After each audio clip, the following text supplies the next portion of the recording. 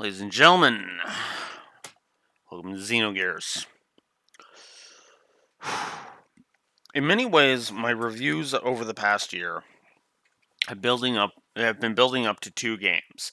This and Legend of Dragoon. If I'm honest though, we will be doing probably 3 more games this year, just making a nice 21.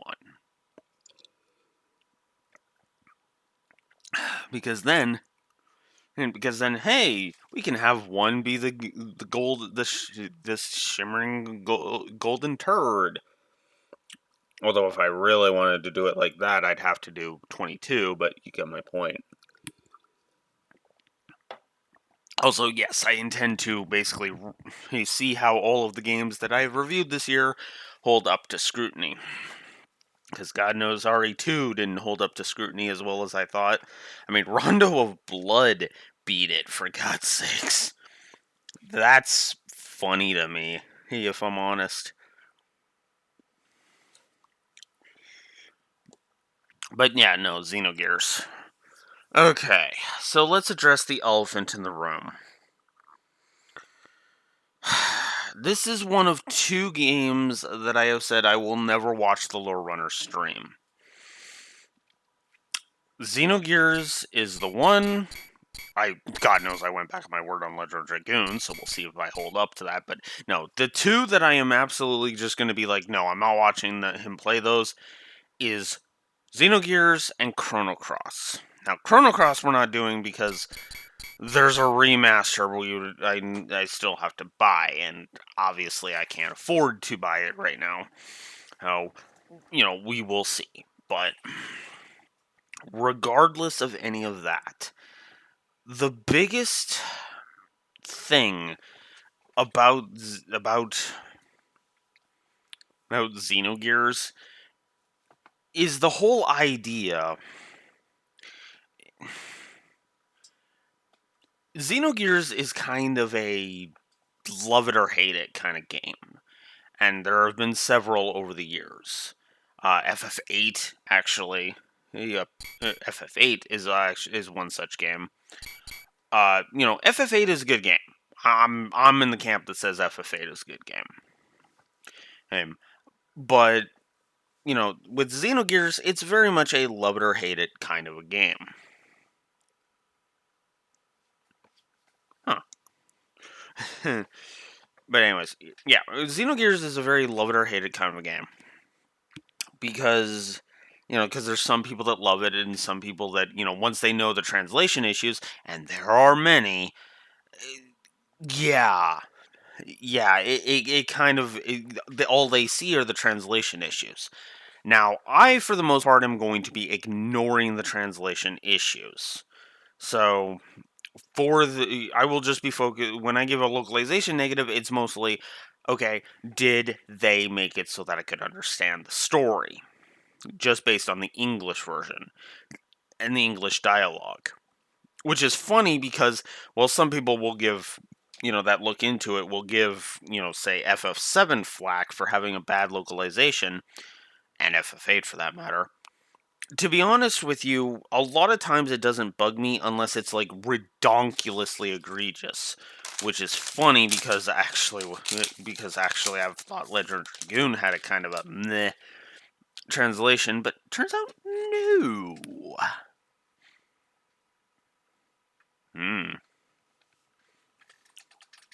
Well, that is a bit of a pickle. But Xenogears, for the most part, is one of those games where I've always kind of had it under the mentality of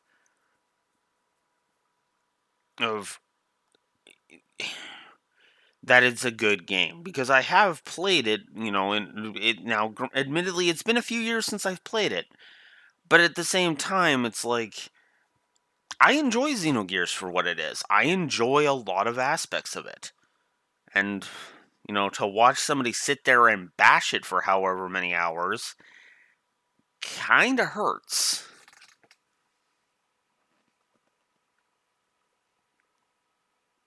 Okay, sure.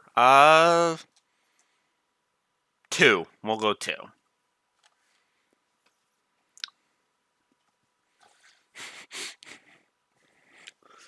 I even have a way to fit that in. Uh, as in the only Xenoblade game I've actually beaten. Anyways, uh, but yeah, no, I've always enjoyed Xenogears.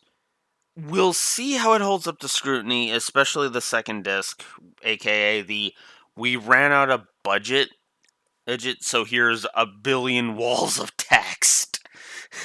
So yeah, there are aspects of this that I understand people having a problem with, but I don't personally. So interesting. But yeah, no, it's I guess what I'm meaning here is as I've been rambling for 6 whole minutes here. Xenogears is a game I always ah, Xenogears is always a game I will enjoy, mostly because I love some its characters. I love a good chunk of its characters, and there's a lot of like little things about it that I just enjoy. But much like with Resident Evil 2, will it hold up to scrutiny? That is the question. Let us find out as we begin Xenogears. Well, actually, before we get started, I should actually mention one other thing. I'm not going to be talking too much about the whole Xenogears, Xenosaga, Xenoblade thing. Because the long and the short of it is rights issues. Originally, Xenogear, for those that don't, for the three of you that three people that'll watch this and not know, Xenogears, here's Xenosaga and the Xenoblades were all meant to exist in a singular universe, sort of thing. Then rights issues happened. It started at Square, then it went to Bandai Namco, and then it went to Monolith Soft, which basically meant it went to Nintendo, and you get the problem. Rights issues suck, and they've always sucked, especially when people abuse the damn system. So, let's see how Xenogears holds up to scrutiny when somebody who actually likes this game reviews it. Without any further ado, for real this time, Xenogears.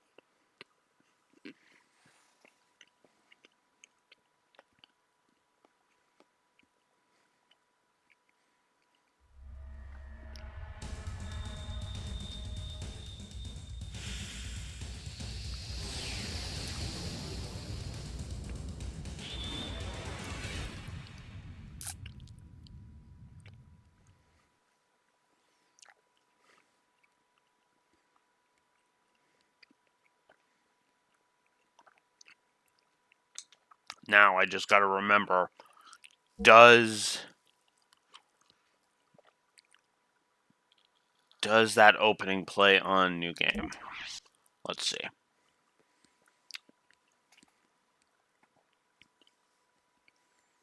Yep. I am Alpha and Omega, the beginning and the end, the first and the last.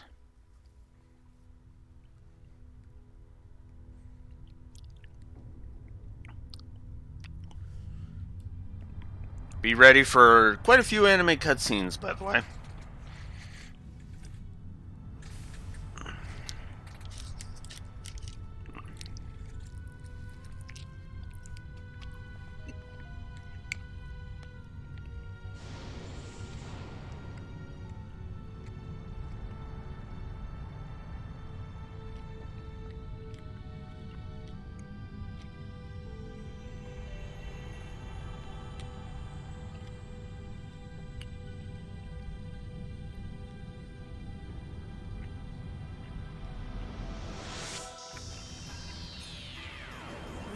an emergency. Level 1 alert.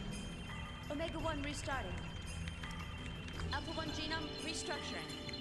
Confirming exon replacement. Base code 85 million. 100 million. Its speed is overwhelming. Alpha-1 to raise your central. Access confirmed. Initializing fake net. Disconnected. Activating emergency shelter. Denied. Contamination is spreading widely. Captain. Cut off the cables manually. Roger. Activating self-destruct bolts. Confirming. No good, nothing happened. Omega-1, they are attacking. We can't stop them. 98% of our weapons have been taken over. The autopilot system Faust has been accessed, and its phase space logic is being rewritten. Ergo area is increasing.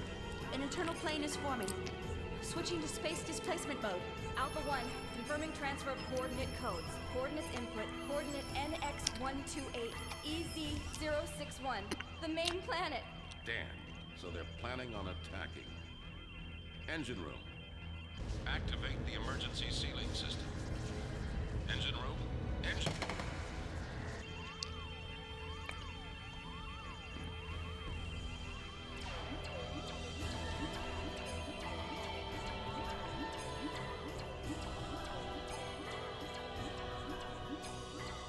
See that all civilians and passengers are safely transported to the escape shuttles. I will send a dispatch after evacuation is complete. I am evacuating the ship. All of you, evacuate now. Contrast this Evacuate the ship immediately. with FF13 Passengers please board the shuttle. and how absolutely freaking garbage that opening was.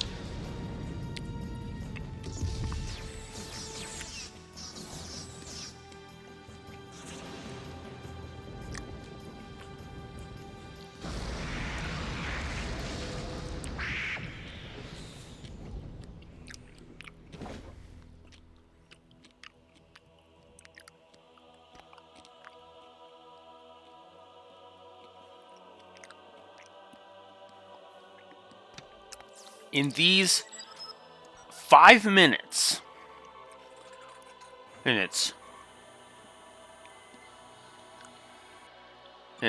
from the IM Alpha and Omega to the self-destruct here, I was more emotionally invested in this captain than any of the characters in 13. In the 4 hours of that intro.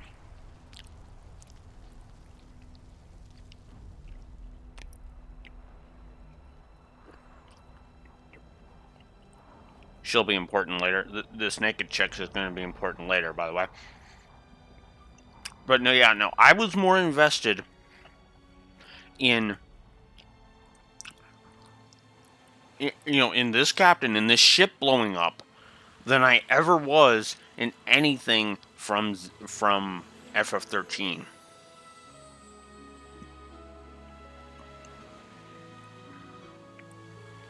Because there are emotional beats. And again, that was what I was talking about in FF13.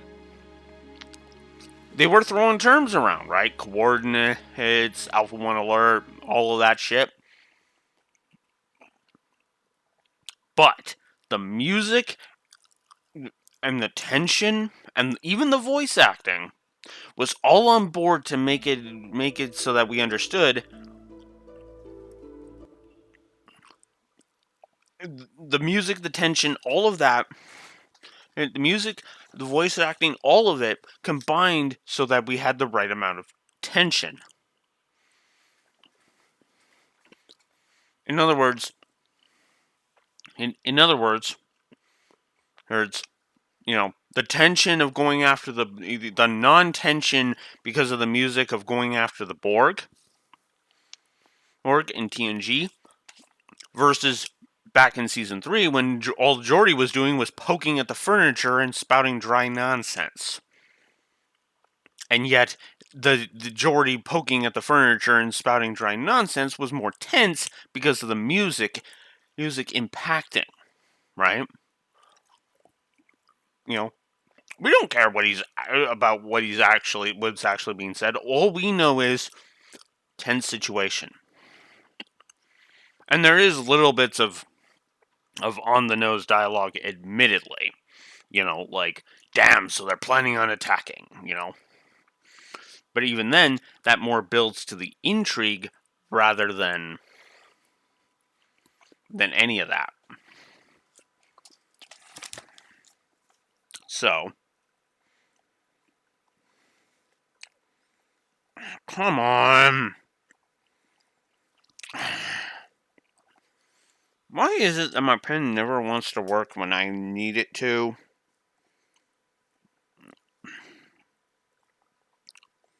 So,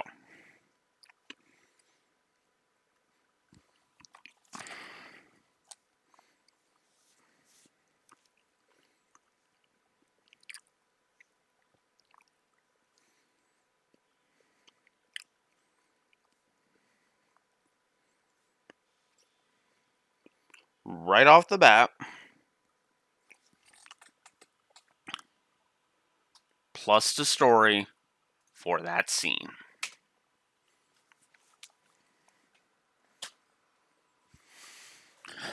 And like I said, I explained myself.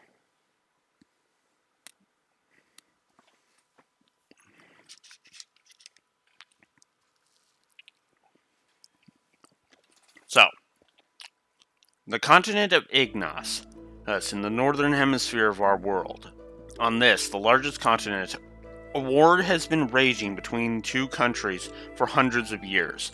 In the north of the continent lies the Kislev Empire. By the way, I love that you can pause cutscenes.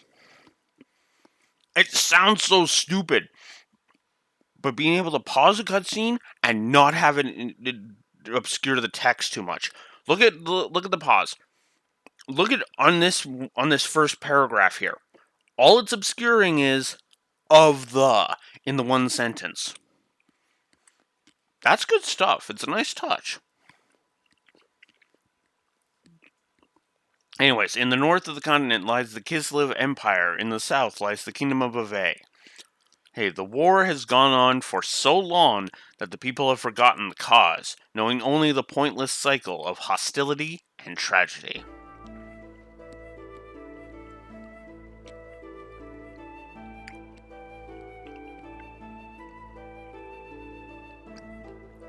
Oh, I have to advance it. Okay, that's another good touch. The chronic war obsession was soon to encounter a devastating change. This was due to the ethos, an institution that preserves the world's culture, repairing tools and weapons excavated from the ruins of an ancient civilization.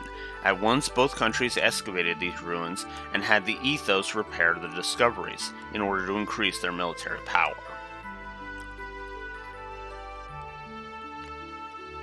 The various weapons excavated from the ruins greatly changed the form of warfare. The outcome of the battles between the two countries was no longer determined by man-to-man combat, but by gears, giant humanoid fighting machines that were obtained from deep within the ruins. Eventually, after continuous swings in the state of the war, Kislev gained the upper hand. The major factor behind this lay in the enormous difference in the amount of resources buried within their ruins. But suddenly a mysterious military force appeared in the continent of Ignis. Called Gebler, this force decided to make contact with Ave.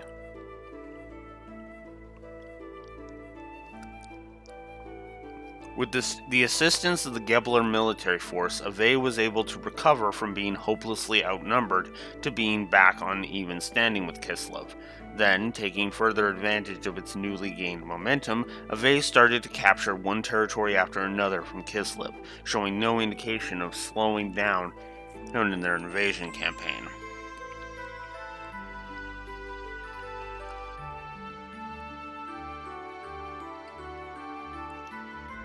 The remote village of Lahan in the outskirts of Ave, near the border with Kislev. That one was automatic, by the way. This is where it all begins.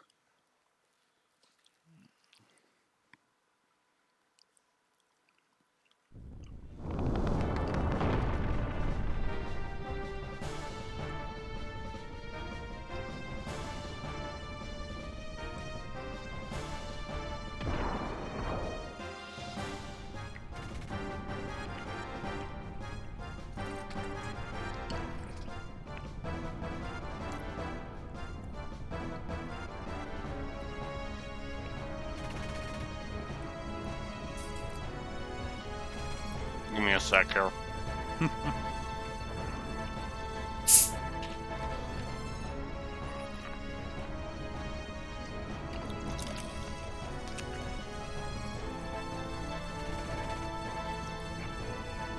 So that info dump is so much better than the data log. Because, yeah, sure, it's a whole bunch of text. And it takes a bit to get through. But you still get all the relevant information immediately. You understand what gears are, you know that who's fighting who. We're told about Gebler, the whole 9 yards, so that way we're not lost when everything starts when those terms start popping up.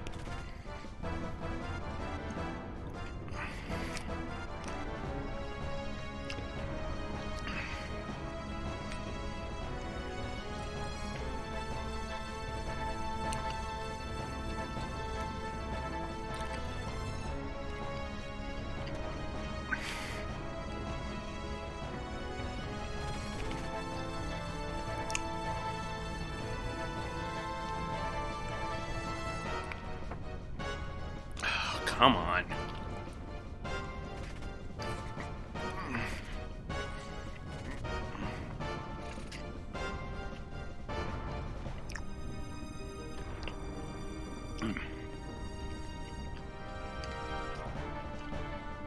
Sorry, lots of chunks of burger still in my frickin' mouth.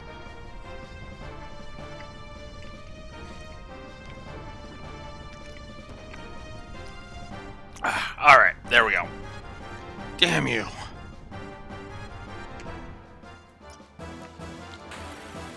So now we get our tutorial fight.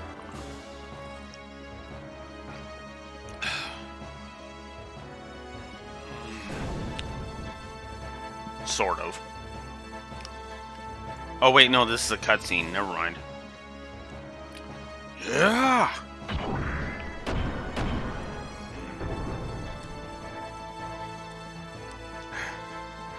That's one down. Nope.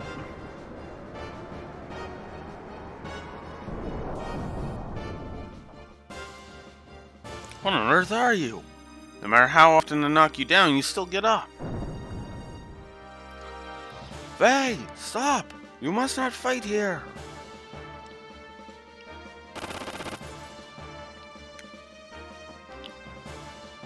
Yeah, boy, are you consistent.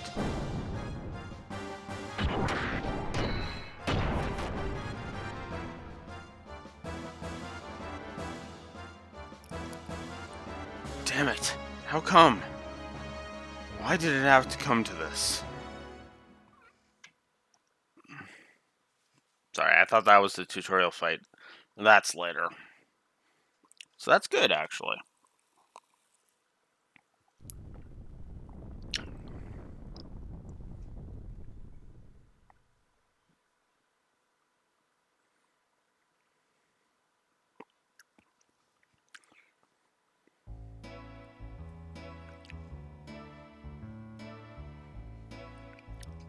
Good to establish he likes to paint right off the bat. That's actually going to be important later, believe it or not.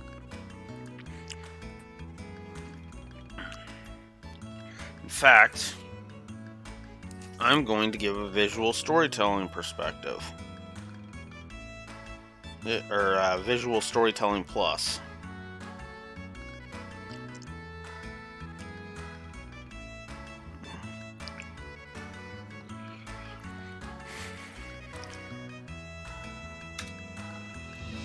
Because that is good stuff. Yeah.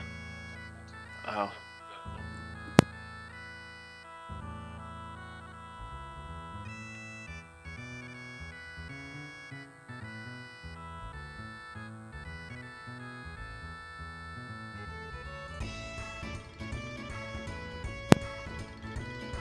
Yeah. I forgot to hand me back my phone and yeah. Alright. So yeah. Visual storytelling plus, because all of the S. Alright. Phew. That about does it. Alright, now for a short break. So.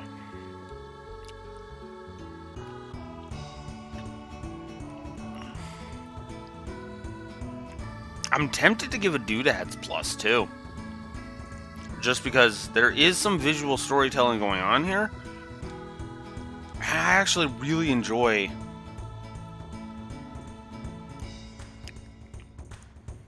I really enjoy it, you know? Hello, Faye. You're looking well today. My, how time flies. Why, it's already been 3 years since you came to our village. When they first saw you brought in all bloody and soaking, to tell you the truth, they didn't think you were going to make it. And that strange masked man who carried you here that day, hey, do you think maybe he was your real father? Don't you remember anything? Why, they say you had terrible nightmares and constantly called out for your father. As you know, dialogue.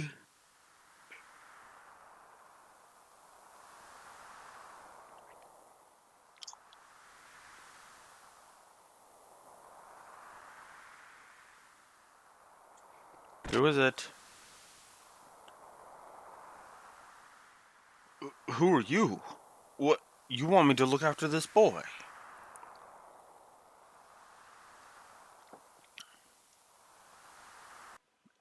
He does indeed. But now you're so healthy and strong, and it's all thanks to our village chief, Lee. My, you should you be grateful? Mm-hmm. Give me a moment, I need to check something out.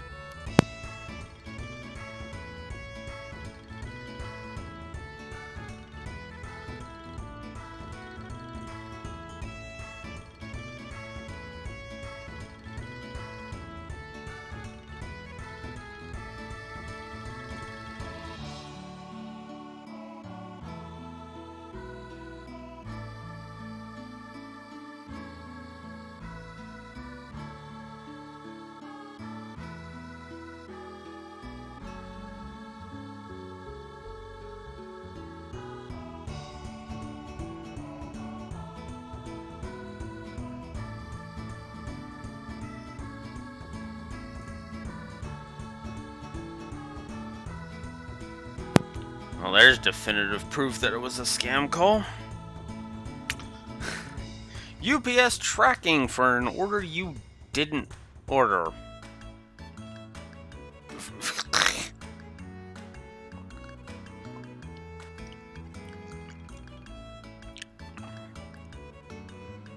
We'll talk to Chief Lee. Oh, it's you, Faye. We're in the middle of discussing Timothy and Alice's wedding arrangements. Hey, why don't you bring a girlfriend or two home once in a while? Just because you live with an old man like me doesn't mean you have to hold back now, you hear? Why, when I was as young as you are, it seemed like every day I would... never mind. Now, we still have important things to discuss, so don't get in the way now.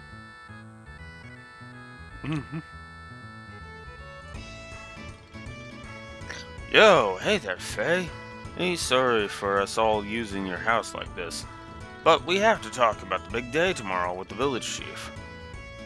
Yeah, tomorrow, huh? Your wedding with Alice. Now that is a big day. Yeah, right.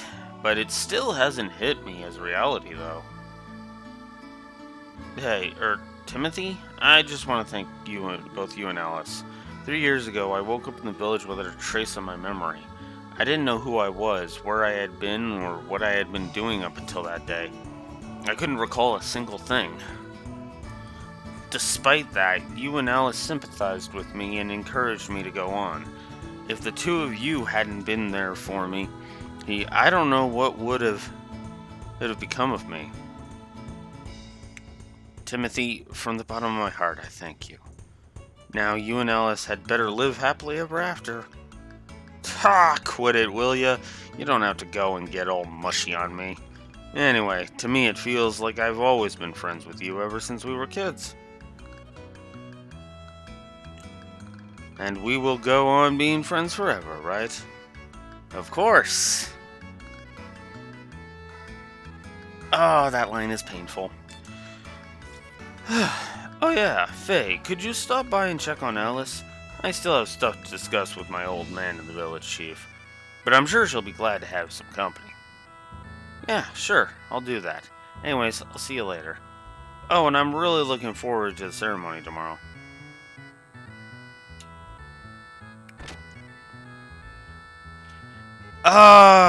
So there you are, Faye. I have to talk to you about something. Why, hello there, Dan. You're lively today, as you are every day. Dan, don't be so rude. Dude, what's this barging in and all? Ah, Timothy's here too. Butt out, Timothy. Until you marry my sister, you have nothing to do with me at all. I just have some business here with my friend Faye. Alright, so a couple of notes I gotta take right off the bat. Oh, come on. Oh my god, this pen does not know how to write. Oh my god, there we go. So let's jot down a note for Faye. And just... I know this game, so he's gonna get a plus. Timothy. He will jot down a note for Alice. Chief Lee.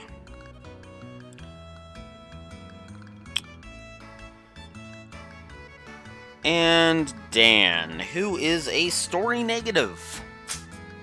I'm not even gonna beat around the bush. He's a fucking story negative. God.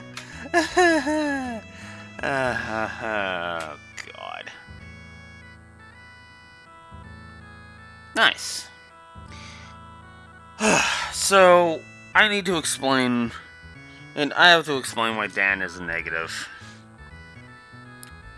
Now, what's going to happen, as we've already had the Immedius Res scene, that is going to lead to some shit that I'm not going to say until we get there. But all I'm going to say for now is Dan doesn't get any better. The game kind of builds him up a little bit to be kind of an important figure. After this intro, he shows up one more time and then he's out of he's gone for the rest of the game. And in that entire time, his entire character well,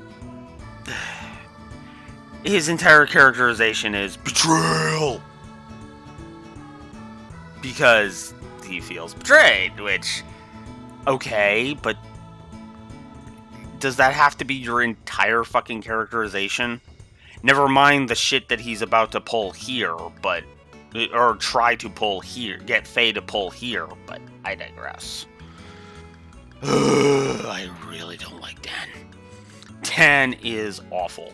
And the story plus is for Faye because I like Faye.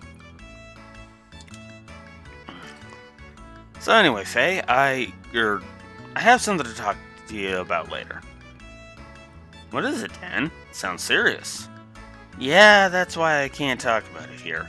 There's a certain person listening in who could cause us trouble. It's really important. We gotta talk, seriously. One-on-one, man-to-man. I'll be hanging around outside, so I'll see you there later, okay? Be seeing you, Timothy. Take care of yourself until tomorrow. You know, if you read that the wrong way, or had a voice actor say it the wrong way, that would sound like he's about to frickin'... That sounds like he'd be about to do something, like, awful. Huh? What's up with him? As of tomorrow, I'm going to be that kid's brother-in-law. Ha! That part isn't going to be no honeymoon.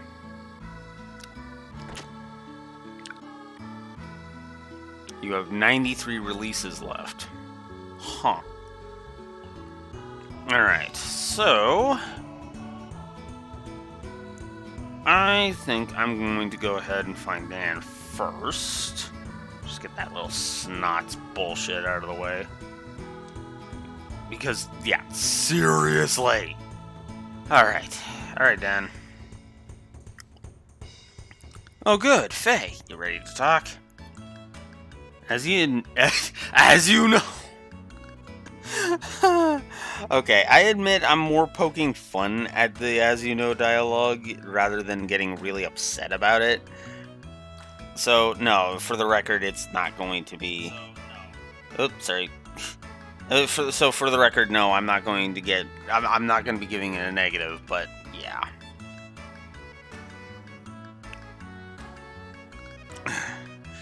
As you know, tomorrow's finally the day of my sister's wedding. So, what I want to talk to you about is exactly that, Alice's marriage. Faye, to be perfectly honest with you, I've always wished you could have been my brother. It's still not too late. You could go steal Alice and run off with her.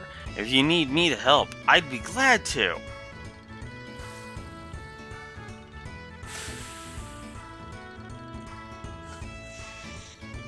Okay.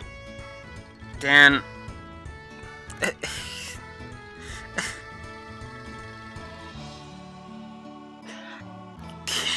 You have not thought this through. That's all I'm gonna say on that. Now, you're a kid, so that makes sense.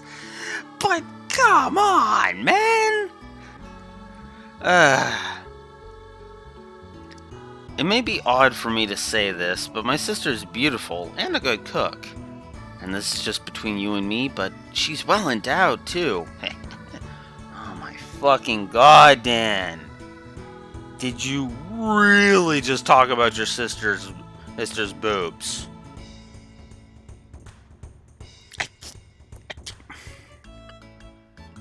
I mean, I'm a boob guy, and even I'm looking at this like, Jesus fucking Christ. Dan, that is your sister. That is gross. Backhand right across that frickin' ridiculously huge forehead of yours. God, even in the sprite, his forehead is huge.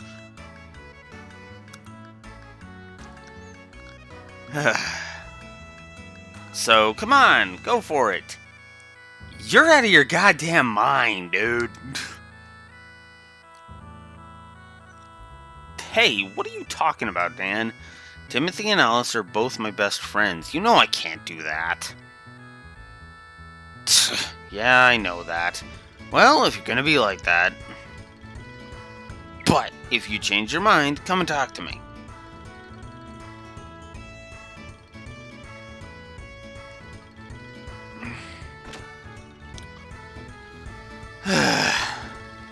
Oh, no, that's... Tavern. So yeah, you actually have to physically push the button to open the door. Which is... for places. Now, that's actually not bad, because, you know... Why, hello, Faye. Are you here to see Alice? Actually, it's customary that we don't let any men in to see the bride today. But you can be an exception. Okay.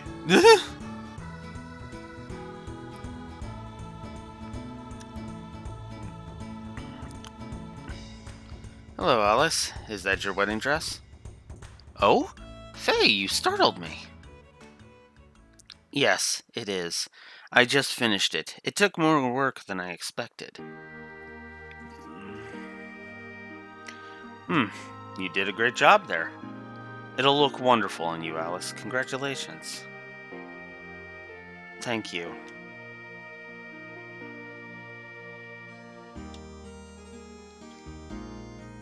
Hey, Alice.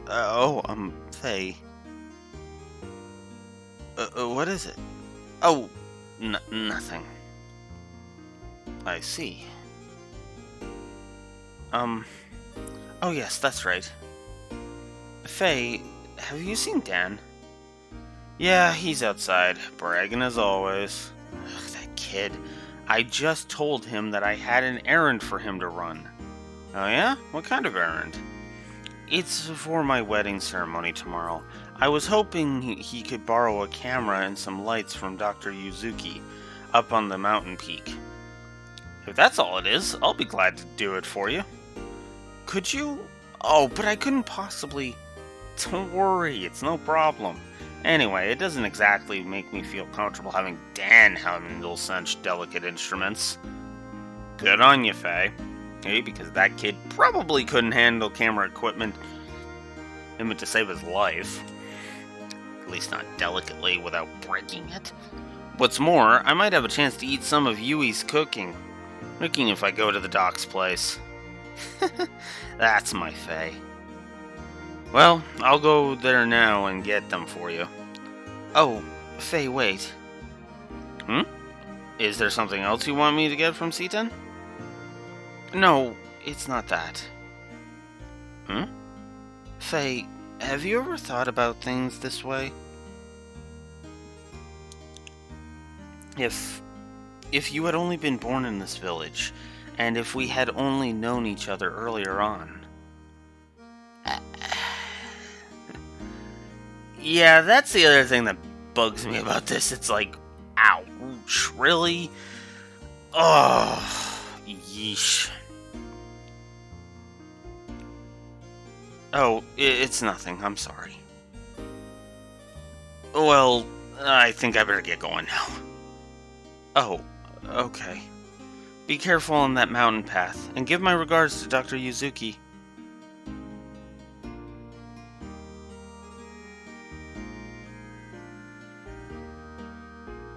Is this fate? I feel so foolish. Who am I kidding? Funny enough, in one of the earlier drafts of my series, I actually referenced that moment, because that is effectively Alice being like having second thoughts about being with Timothy and thinking she might actually be in love with Faye. Spoilers, that will amount to nothing. That is honestly kind of one of the core issues of it. But now we can get into combat. Finally. So, stamina-based system. However,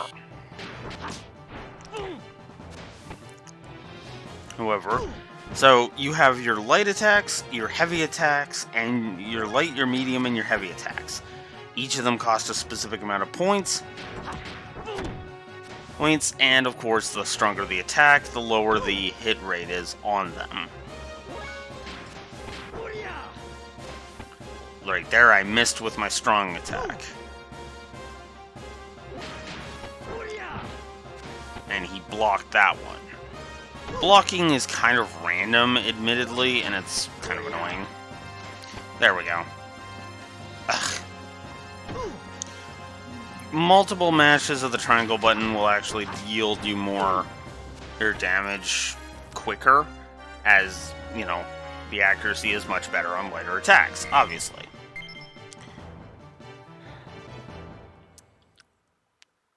Standard RPG fare. The reason I like this system, the death blow system in particular, is you can also store up AP and then just unleash a flurry of death blows. Now, I don't have any death blows right now. I don't even have enough points to execute a death blow, but we will get some later. Square for the menu. Okay. So, this is our main menu. Here's your status screen, which actually allows you to go into 3 separate menus, including 2 that are on the main menu itself, abilities and equip. Abilities is exactly what it sounds like, basically your magic. Equip is exactly what it sounds like, equipping stuff. Skills are your death blows. And we'll be getting into those a bit later. Items are self-explanatory, and of course we can't select gear because, well, We don't have gears. We aren't gear pilots right now, so. However, just in case I die, we're gonna go ahead and take advantage of saving on the world map, because of course we are. This is also something I've always liked. You can actually see what's all on the memory card you have inserted. If you, on the Xenogear menu. So if there's anything you want to just delete off of your memory card, you can do so through this menu, which I'm actually going to go ahead and do. I'm going to get rid of my Medal of Honor file.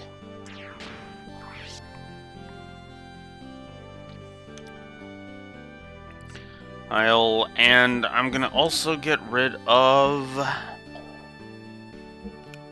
my Bloody Roar data, because I don't need that. And I think one of those earlier Metal Gear files can go. Yeah, this one. There. Now I have 3 free files. Those on this memory card.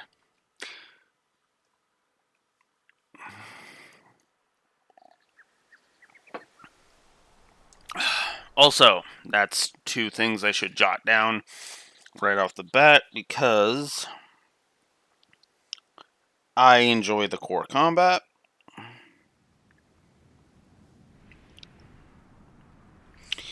And, of course, the music.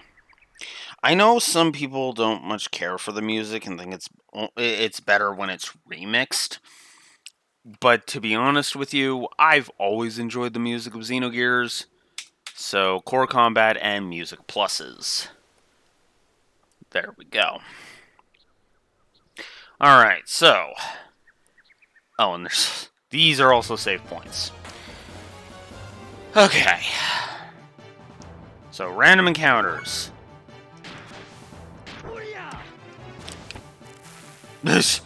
I instant killed that one.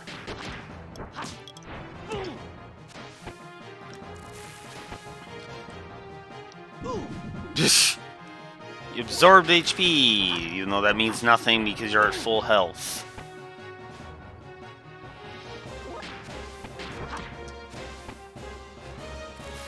There we go. Notice I got 2 AP from that.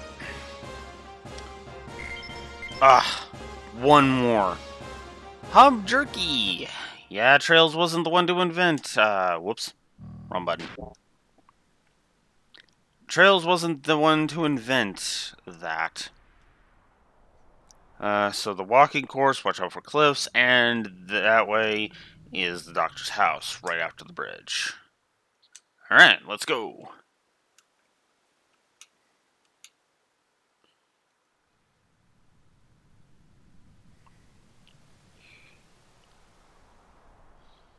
Doc Yuzuki's house is over the bridge and up to the north. Yes, because that was totally necessary to say. Oh, it's you, Faye. The cliff's edge collapsed. It's from the heavy rain we had recently. You're all right, Faye. You can make a big jump to get across it.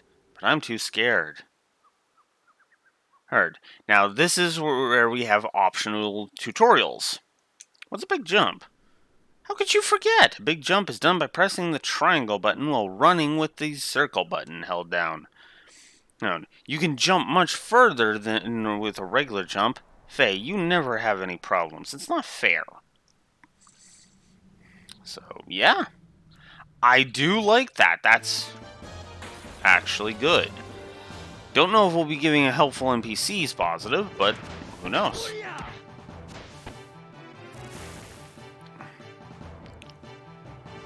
Alright. This is another thing I need to test.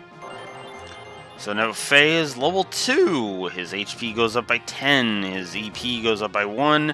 As does his attack, defense, ether, which is his magic attack.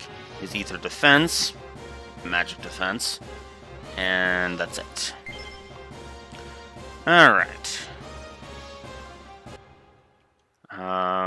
Did that move me towards death blows? No, it didn't. But I guess it'd be more. Whoops. Dang it. Be easier if I did it like that. So. I want down here. Which gives us an Aqua Soul, which is basically a potion. Yeah. Oh, excuse me. Yeah, this game's got weird thingies, but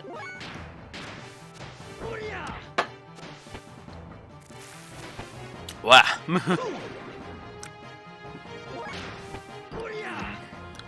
Yeah, we're still at 3. Okay.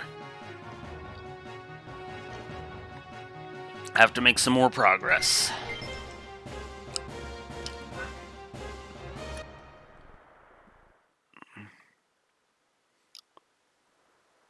So let's just get on with it.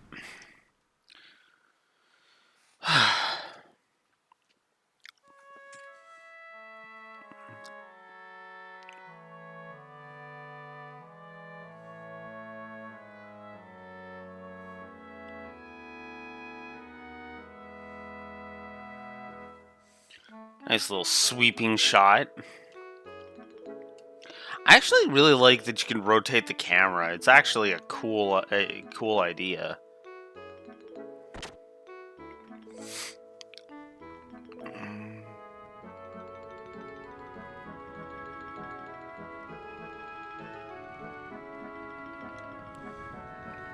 Oh, Faye, welcome. Hello, Yui. Where's Doc? My husband is tinkering with his junk out in the backyard. I should have guessed. Doesn't he ever get sick of playing with that stuff? Well, okay then. I'll go out into the backyard and see if I can find him. Whoop, whoop, whoop. Let me get out of your way. Hi, Midori. It's a nice day to play outside. How about we feed the birds later? Hmm.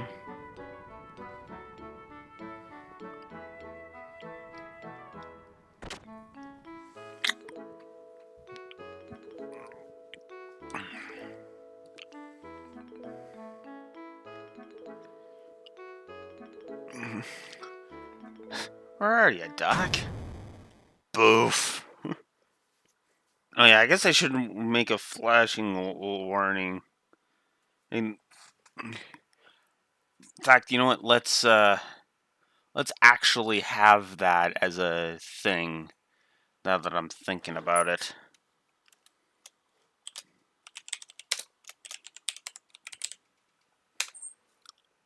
All right, so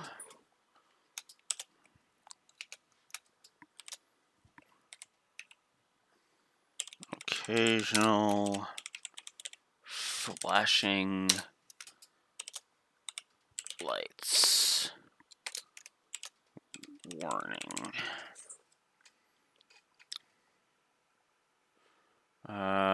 Aerial is fine. Text transform, no. Opacity, yeah.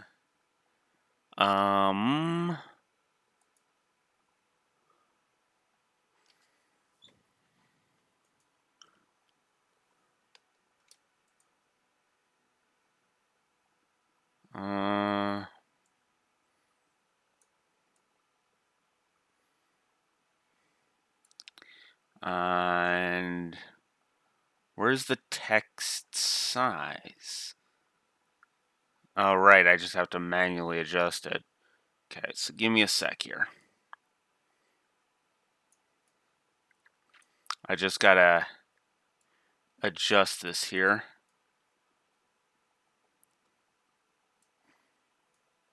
Move this down a little bit.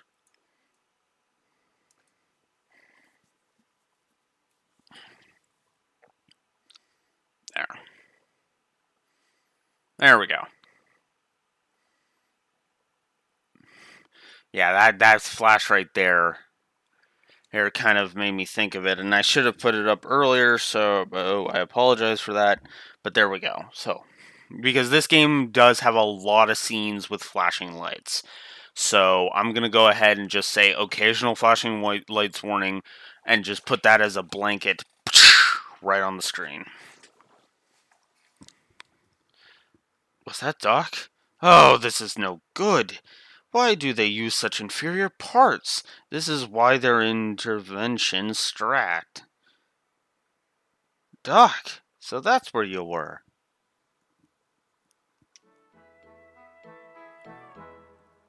Oh, Faye, good to see you. Are you alright, Doc? Like, what are you doing all the way up there? I thought I would try to restore this land crab. Oh, and that explosion was nothing to worry about. It happens all the time. Could you wait a while? I am just about ready to call it a day. Oh yes, there is something interesting in the storeroom. Why not take a look? Okay, Doc, I will, but please hurry up. It will get dark before you know it.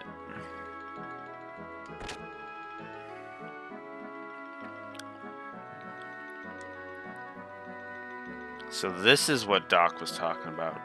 Let me see. What's so interesting about it?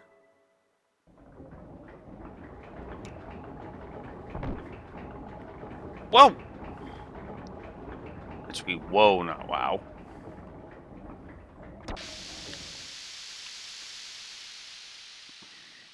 That is a lot of steam. What is this?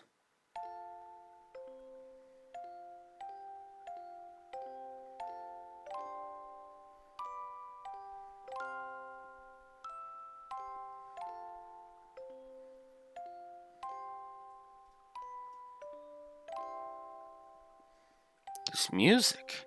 I've heard it before somewhere? What do you think? Not bad, huh? Doc. Hello again, Faye. Sorry to have kept you waiting.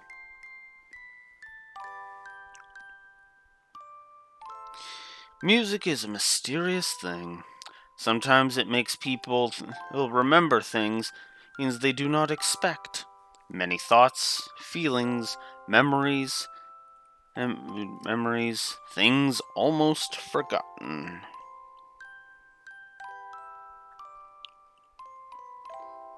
Oh yeah, well, I'm here.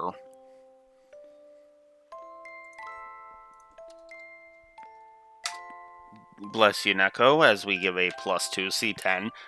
And because I know this game and C10 will get a plus.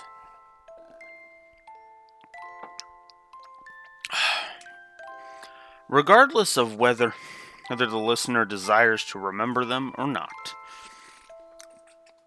Doc, what is this? It was excavated from some old ruins, and it's still under repair. Obviously, it's an audio device of some type. Long ago, people would listen to this melody, just as we are doing now. At times they would have been cheered up, while at times they would have been made to cry. By the way, what brings you here today? Oh, yeah, that's right. Alice asked me to borrow some camera equipment from you. Oh, yes, her wedding is tomorrow, right? Understood. Well, we had better get them ready then. Oh, and dinner should be ready soon. Would you like to join us? Would I ever? I've been hoping you would ask. I still have some cleaning up to do out here. Would you mind giving Midori some company back in the house? Okay, take your time, Doc. I'll go ahead and eat when dinner is ready. Go right ahead. But I will not be held responsible if you get a stomachache from eating my wife Yui's cooking. Doc, I feel strange when I listen to this music. I feel something warm inside. That just may be because you have someone living inside of you. And he too must have liked this music a long time ago, before he became a part of you. That dialogue is more on the nose than you know. That dialogue is more on the nose than you realize, C10. Is Timothy and Alice's wedding really tomorrow? It might actually be better to live an ordinary life in this condition as a son of man. Well, anyway, I suppose I had better adjust the gyro at least. Huh?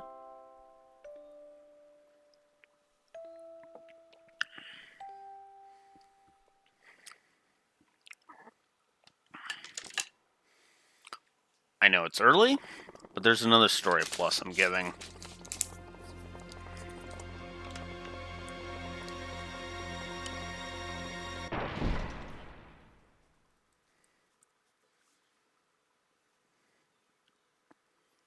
This cannot be. Is this an omen?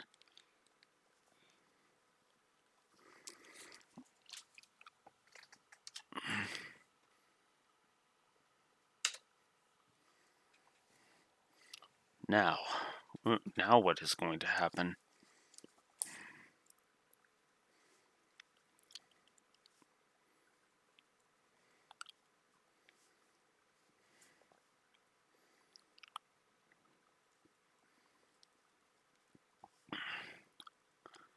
I'm also going to go ahead and give a plus to this scene. Because I think this scene is actually cool. And it has some decent foreshadowing.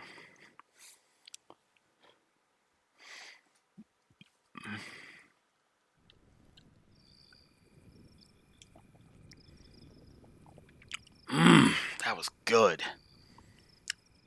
Your cooking never fails to impress me, Yui. Thank you for such a delicious meal. You're welcome. If you like my cooking that much, then I'd be happy to cook for you anytime, Faye. I will bring the equipment you need to the village tomorrow morning myself.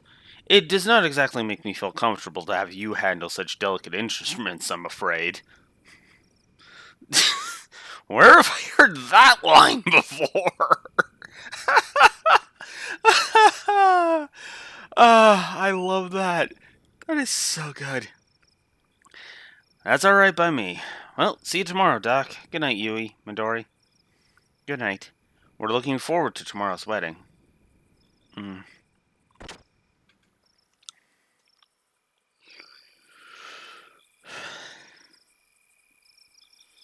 Well, good night, Doc. Yes, good night. Oh, Faye, please be careful. I mean, the path is dangerous when it is so dark. What's wrong, Doc? There's nothing to worry about. Well, anyway, I'll see you tomorrow.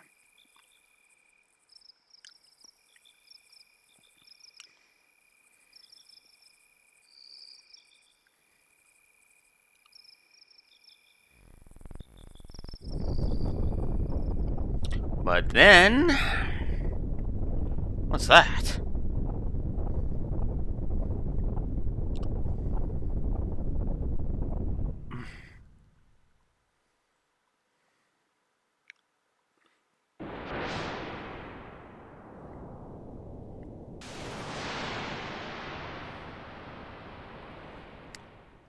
Hi, Weltall. And Weltall's pursuers. Giants? Faye! Doc, some flying objects went toward Lahan. So you saw them too. Judging from the shadows, they appear to be a group of gears from our neighbor country, Kislev. Those were gears? Oh no, they're headed directly for Lahan. The ones I just saw? Let's make haste. Right.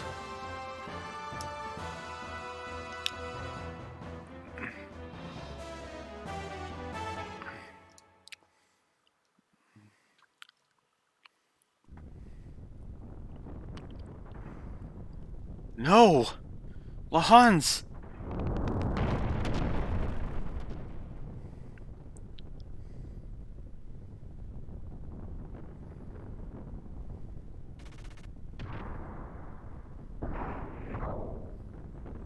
Alice! Timothy! Dr. Yuzuki? Faye! Doctor! They just came out of nowhere and landed right in our village. I know. Where on earth are they? What on earth are they doing starting a battle here? Are you all okay? Yes, but it's Dan. We can't find him. I'll go look one more time. Alice, go ahead and get out of the village. No, Timothy, wait. You and Alice and the rest of the villagers should evacuate to a safer location. Doc, you know I can't just leave Dan behind. Timothy. I understand how you feel, but leave the rest to Faye and me. The primary thing you should be concerned with is your own safety. Timothy, your responsibility is to protect Alice. But... It's just as Doc says, the two of you should get out of the village now. Don't worry about Dan. Knowing him, he's already evacuated and is waiting for you. I guess you're right. Okay, Alice, let Dr. Yuzuki and Faye handle it from here. Yes, okay, thank you, Doctor. But Faye, please look out for Dan. Yeah, don't worry. If he still happens to be in the village, I'll be sure to save him. Now, both of you, hurry! I will go check inside the houses to see if anyone is left behind. Faye, please go around the village and guide the stranglers to a safe location. Alright, but Doc, you be careful, okay? You too, Faye.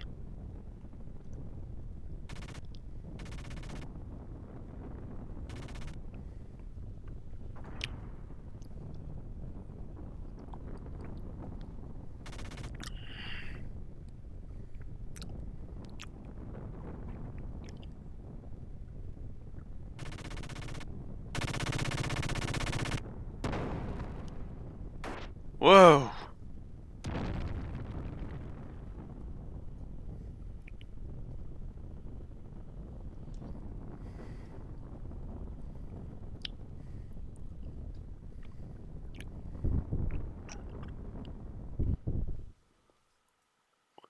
I think I can just change that to flashing lights.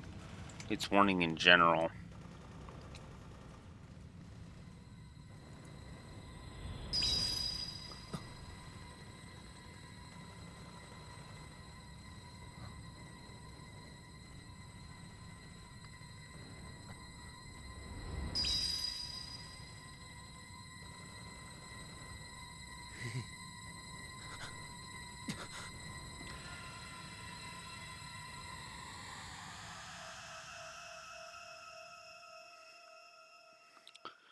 Our first hints of Faye's condition.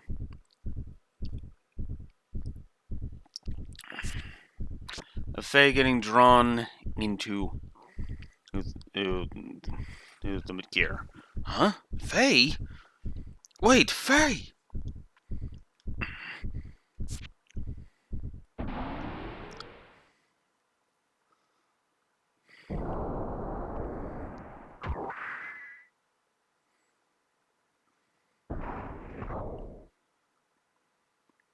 Do not do this, Faye! You must not fight here!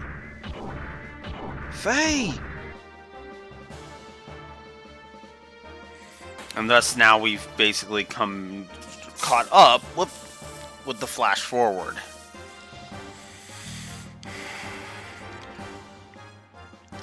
XAFB EWFADJZ linguistic modifier enabled. Build identified Lam Ignis dialect. No piloting experience. Easy mode set. Synchronizing input interface with pilot's normal reflex time. Warning to pilot combat mode. About to enter. Air combat. 1200 units of fuel left. Utilize command ring in upper left of screen to select attack. Then triangle, square, and X buttons to commence auto attack sequence. Prepare power and fuel usage differs with type of attack button. 10 for triangle, 20 for square, 30 for X. Charge restores. Here's 30 fuel units. Warning, enemy gears are now preparing to attack. Terminating help mode. So, basically, we have 1,200 points of fuel. We expend some fuel on our turn in the form of 10, 20, and 30, just like how we expend stamina points in ground combat.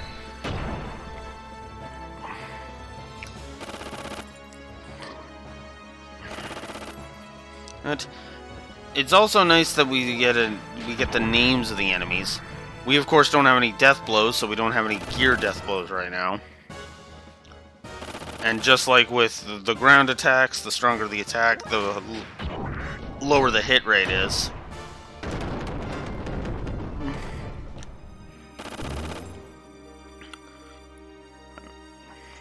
Some good dodges. I'm actually impressed.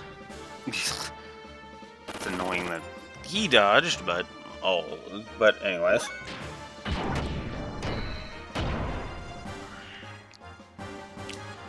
Alright.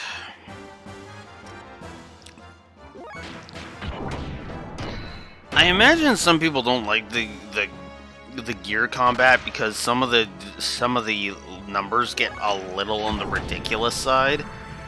But honestly, I've always enjoyed gear combat. So, yeah. So I'm gonna give a plus for the core combat, and I'm gonna give a plus to gear combat because I actually honestly like fighting in the gears, and the fact that it's two distinct styles of combat.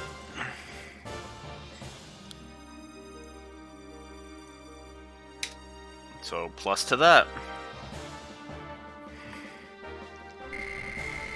180. That brings us up to level 5.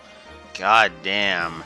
20 max HP, 3 max EP, 3 strength, 1 hit percent increase, 1 defense, 1 evade, and 2 ether. Let me get 100 G for that.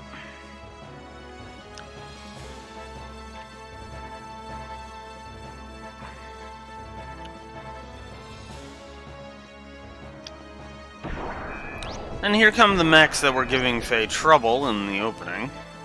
Reinforcements, huh?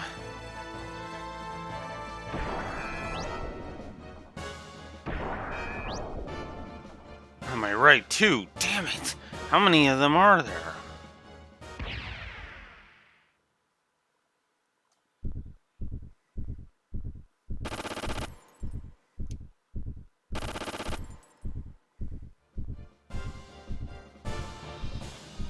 I guess there's no choice but to fight. Thus leading to the scene. The scene in the opening, which leads to... if it'll load.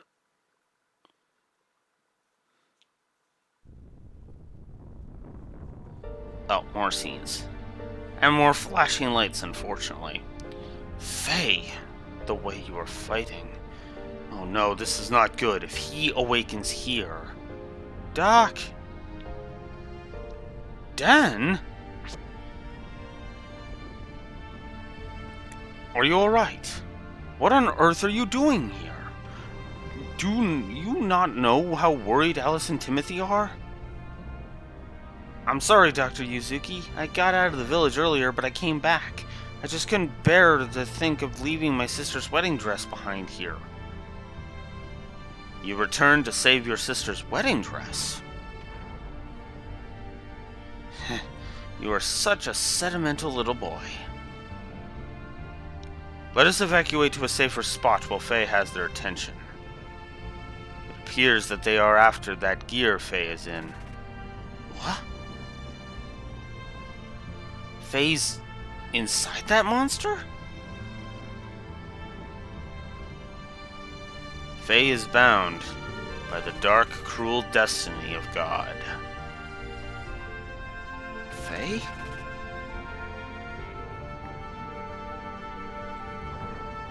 Come on now, Dan. We had better get away from here.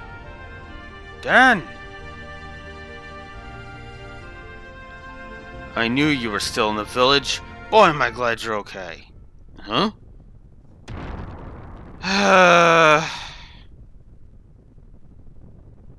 Oh no, Timothy! Ugh. Wait, don't shoot! Stop it! People have nothing to do with you!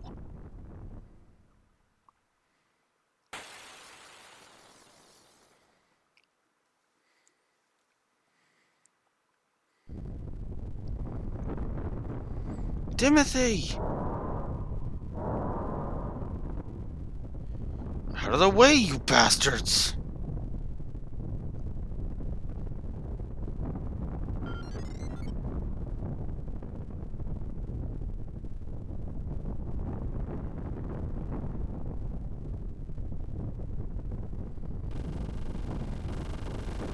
This is why I put up the flashing lights warning.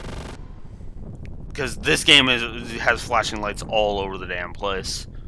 Stop it! I said stop it!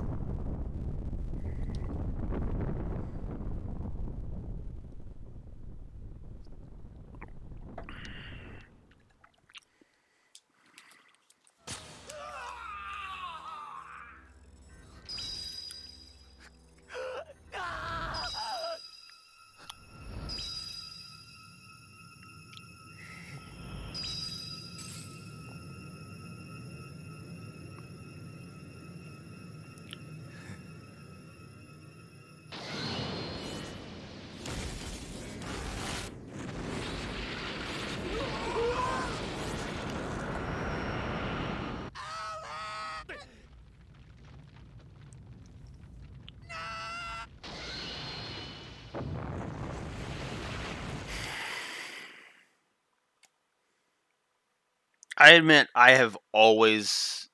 This is gonna sound weird coming from me, but...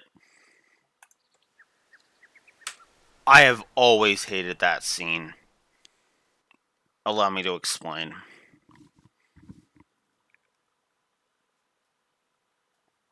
Timothy comes back. Now, granted, that is in character for Timothy, but Timothy basically just comes back to get killed. And it's kind of pointless, if I'm honest. Because you didn't need it, in my blunt opinion. We did not need Timothy and Alice to die just so that we could have a tragic opening.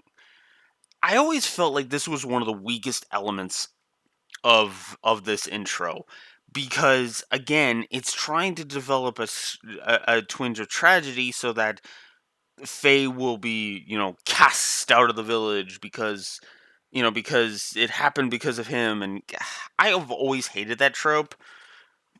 Nope. I mean, and even if we want to ignore the whole "if Faye didn't fight, people were going to die anyway" thing, it still is fucking pointless. Because again, you could have, without the explosion, you could have literally have just had Faye lose control and the village decimated.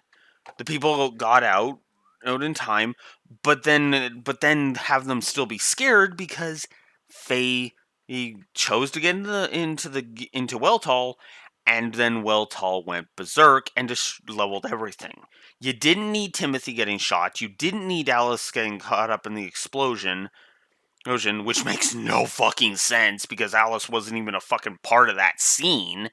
Like, even if you wanted to keep Timothy as, like, the catalyst for for Weltall going nuts, I would have kept that, but I would have axed Alice being killed. Because, to be blunt, in my blunt opinion, they fridged Alice. Alice got fridged in that scene. Because she exists solely to die in that scene with no fanfare. Timothy at least had somewhat of a reason of being there because he was still worried about Dan and blah blah blah blah blah. So you could have technically have still kept it. I still would have hated it because I still say that was he dies because plot. But you could make an argument for it. But the fact that Alice is caught up in that and it's going to lead to one story point, one story beat later down the road with Dan, and that's it? Just all of the no with that. This is actually one of the reasons why, as weird as this sounds, I've never honestly enjoyed this opening. This opening establishes Faye. Establishes Faye's painting, which is good. Has some cute little moments, which is good. Has the whole, Dan trying to encourage Faye to steal Alice away, which is kind of messed up, but whatever. You have the potential, the potential of that actually working with Alice. Then you have the introduction of C10. All of that's great. But the second the gears show up in Lohan, that's when this intro just dies in a fire. And that's the problem right there. This intro was so good right up until the gears showed up. As soon as the gears showed up, that's when everything went to hell. And again, like from a writing perspective, that's when everything went to hell. So it not only went to hell in character, but out of character in the scripting, in my opinion. And that's pretty bad. Again, you could have had Timothy, you want to change this up? Okay, have it be that he's enticed by Weltall. He tries to fight. Hey, Timothy is helping people get out. It is evacuating people. Don't have Faye and C10 find them right away. They have it be after he starts fighting. They get out. Maybe have Timothy, protect Alice. C10 and Dan get Alice the hell out of there. And then Timothy dies, which then triggers Faye's madness there. And then the explosion happens, and Lohan is leveled. Because Lohan is leveled now. Oh, as we will see on the world map. I will show it off when we get there. That's actually one of the reasons why the Visual Storytelling Plus is the thing. But no, this scene, and by extension, this intro, because of how it culminates, the intro itself is I'm gonna say a gameplay plus, but a story negative, because again, so much of what happens in it is just because plot. There, you want me to be fair when critiquing Xenogears? There's me being fair to critiquing Xenogears. I hate this opening. I have hated this intro for a very long time. I love this game. I love multiple characters in it, but this intro is dumb. Because again, all of the tragedy that culminates from it could just need, and that's the other thing that pisses me off too. One thing shifted and it's better. I can fix this intro with one change. Alice survives. Done. Because then we can go somewhere with that whole, she's got feelings for Faye thing. But instead, like I said when it popped up, when we had the Alice scene, it amounts to only two things: Jack and shit. And Jack's been out of town for over 3 decades now.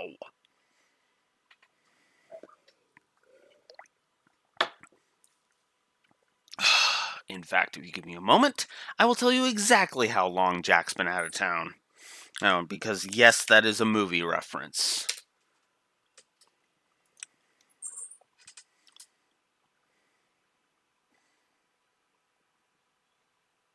Exactly 30 years. Okay, that's actually funny.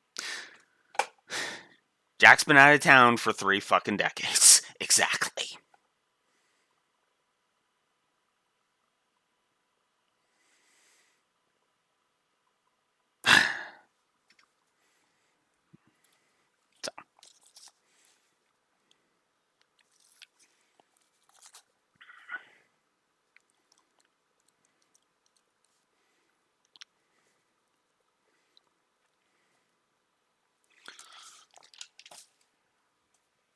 because you get a decent feel for the gameplay. You get a nice little taste of the game. Now, the reason it's Gameplay Plus is you get a nice little feel for the gameplay. You get introduced to the, jumping on the world map, on the in dungeons mechanic and all of that. It's good stuff.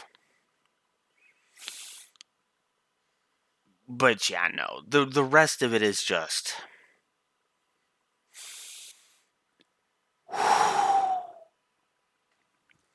Moving on. I mean, we're not even technically done with the intro yet, but we're basically at the end of the intro, so yeah. In my opinion, we are anyway. Huh? Where am I?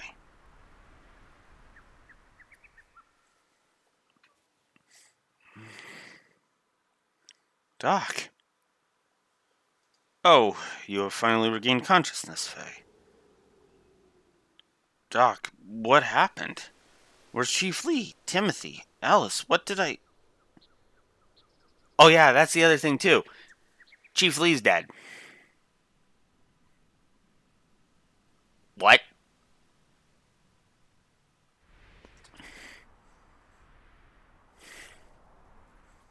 No fanfare for him. No anime image for him. He's just dead.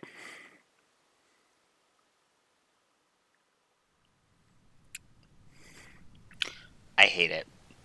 Yes, well, that is... You murderer! Dan... What, Dan, what do you mean? Faye. It was because you had to go and get in that monster. Timothy, the people of the village are all... You killed everyone using that monster.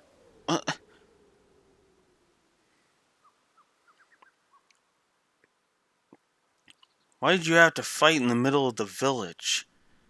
How do you even know how to operate such a monster? Mother? Where's Mother? See, I told you so. I said allowing someone we knew nothing about into our village would spell disaster. Ah, it hurts. It hurts. This just cements it. No, keep away. I'm scared. Oh my god.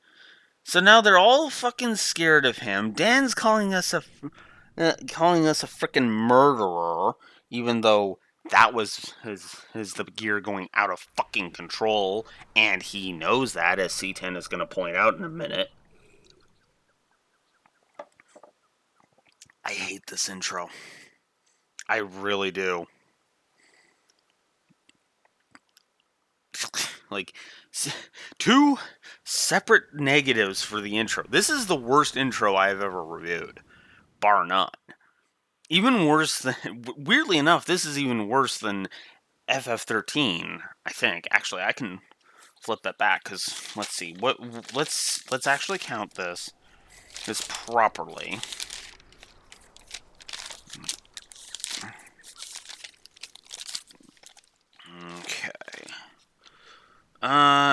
Okay, well, the data log doesn't really count. That doesn't count.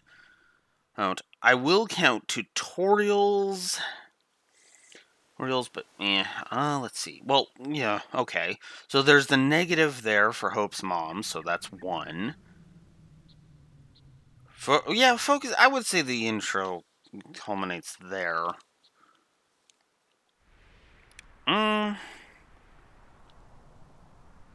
Oh, no, never mind. I actually gave 3 and 3 on both axes on FF13, so second worst. Okay, no, that tracks better for me. 3 and 3. At absolute most, this is, and then plus whatever other ones you want to hand it.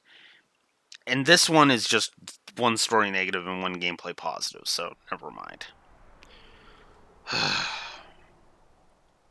Dan, there is nothing to be gained from putting the blame all on Faye alone. What is more, you know Faye had no control over the malfunction of that gear. I know that. I'm just letting my emotions play out because one, I'm a kid, and two, the writers are too interested in fake drama. Ugh, I fucking hate this. This actually, this intro is part of why Dan's a negative to story.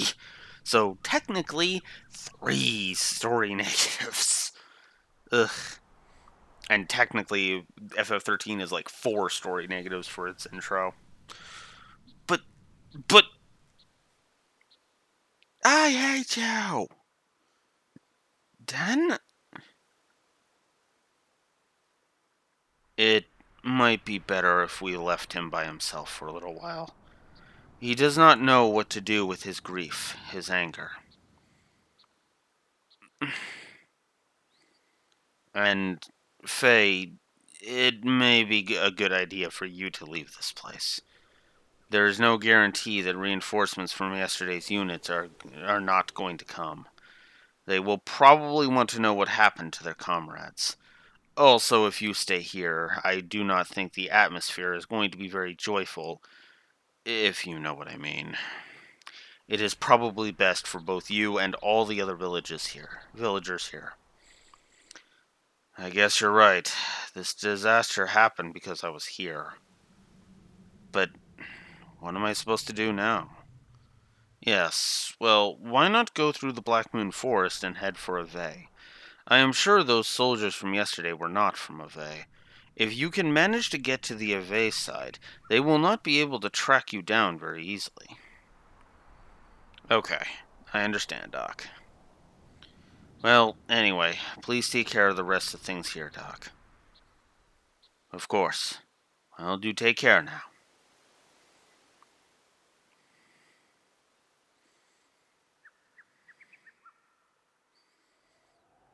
Again, this is more overwrought with tragedy than it really needs to be.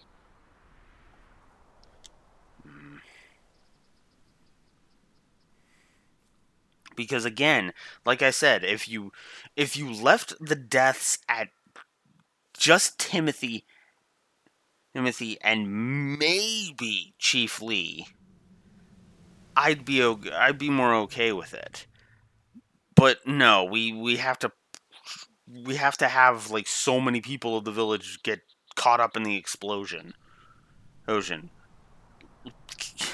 somehow C10 and Dan, who were last seen in the vicinity of the village, and then suddenly they're over by the mountain, that is just a whole lot of no. That is plot contrivance at its fucking finest. Why did Dan and C10 survive? Because they have plot armor.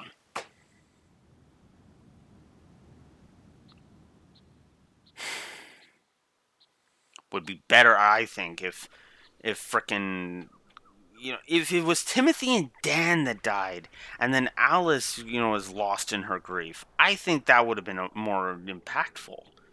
Because then that would have been somebody that, Faye cares about, and the audience grew to care as well because, because the sweet and innocent character, and if you talk to Timothy, he's kind of more of a bro. It's like, yeah, hey, I feel like we've been buds forever, that kind of thing. But no, they have to shove Dan's anger in our face, and it's just, what the hell, And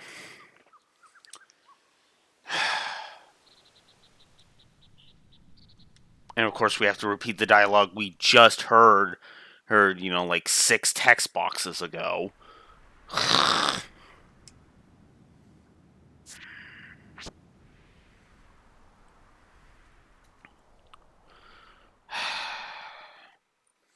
Yeah, I've never been a fan of this intro. I've always felt like this intro... was over the top. And there you can see it. It's in ruins. It's not even fully in ruins. Look at that. There's basically 2 dilapidated buildings and then 1 pile of rubble. But whatever.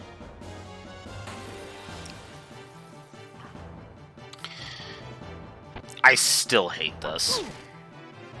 Do I have enough to start training up Deathbloods? Yes, I do. Excellent. So, training up death blows, now that I can go ahead and start showing this off.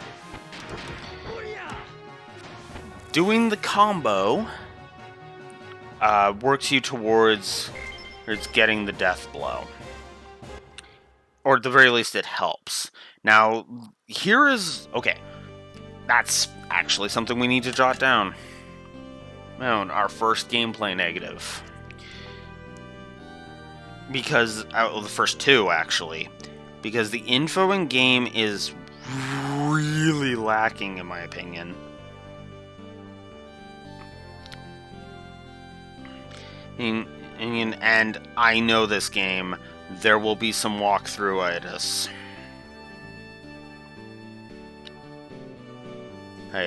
So...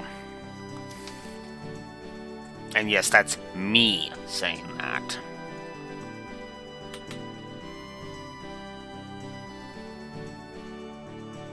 So, yeah. 2 negatives. Negatives. Is the gameplay. It's still net positive, but it's not overwhelmingly positive. Okay. But...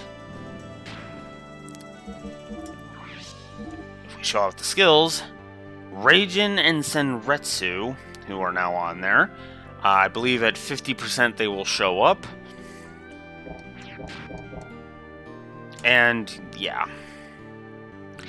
I think some of them will show, even if you will eventually happen if you just level. But don't quote me on that. Because I think there's like multiple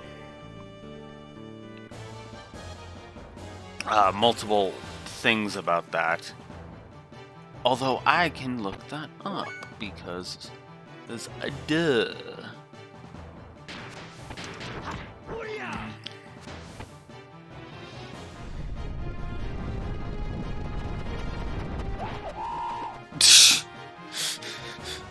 All that build up. Boom.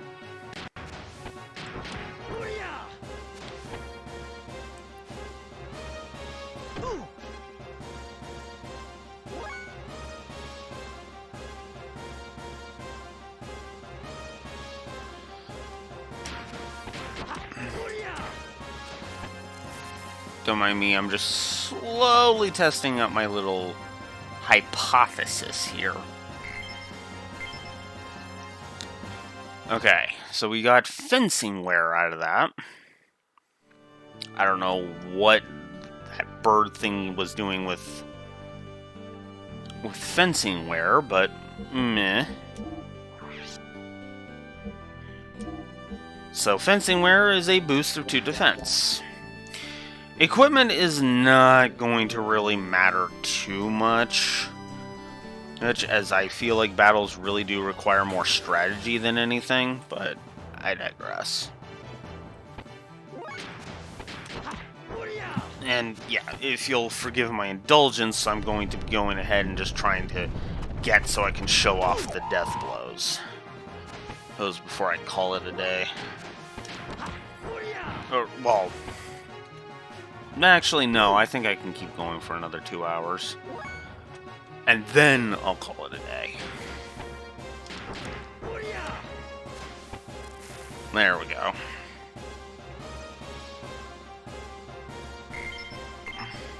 More fencing wear. Ah, that's funny. Okay. I guess I could check to see if that was actually helping. Now that I'm thinking about it. Although I guess some people would actually argue there's actually one more part to the intro, wouldn't they? Well, regardless, by the time... Oh, it is helping. By the time you get out of Black Moon Forest, that is officially really the end of the intro, and I still stand behind my negative to the story. Like, all of the Lahan stuff is the negative to story, and I'm just gonna go ahead and say it. Like that, because I don't like the Lahan stuff, as I've said ad nauseum at this point. There's nothing more for me to add. The Lahan stuff is simultaneously great and awful. Great in terms of establishment of the characters. Characters awful in terms of frickin' how it culminates. I also don't like losing control when a random encounter shows up. That might actually be... You know what? That is actually a gameplay negative I should jot down.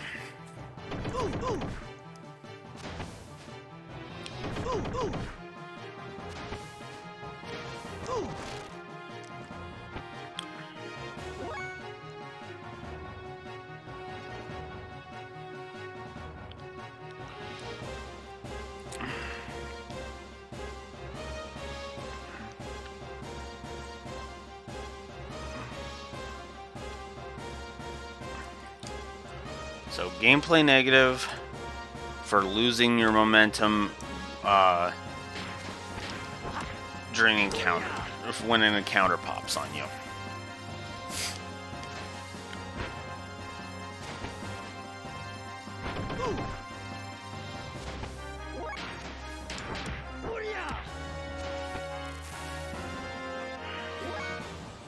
See, I can be fair. I have literally come up with 3 negatives already, and only 4 positives. Tell me I can't be fair. Oh, and for the record, 2 of my story positives are because of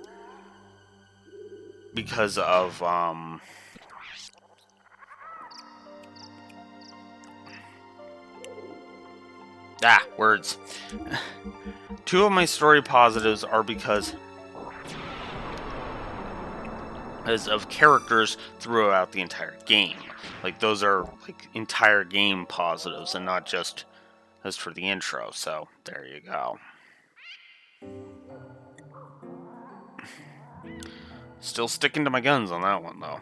On both of those though.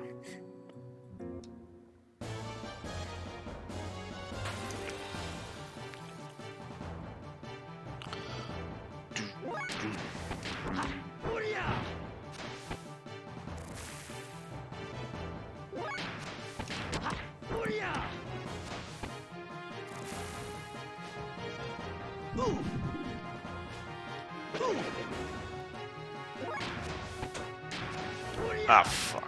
Whoops.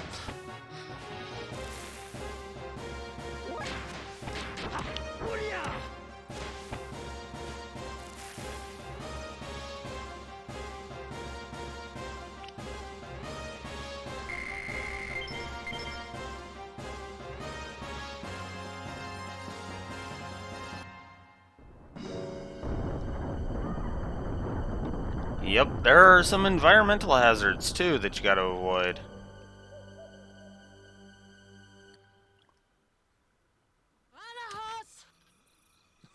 Hi, Ellie.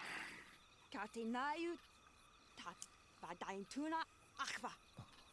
Valnarantak. Brana Kalti. Throw down your weapon. Make one wrong move and I'll shoot. Let's just get this out of the way. Ellie is going to be a plus to story. Here, turn around. I said turn around.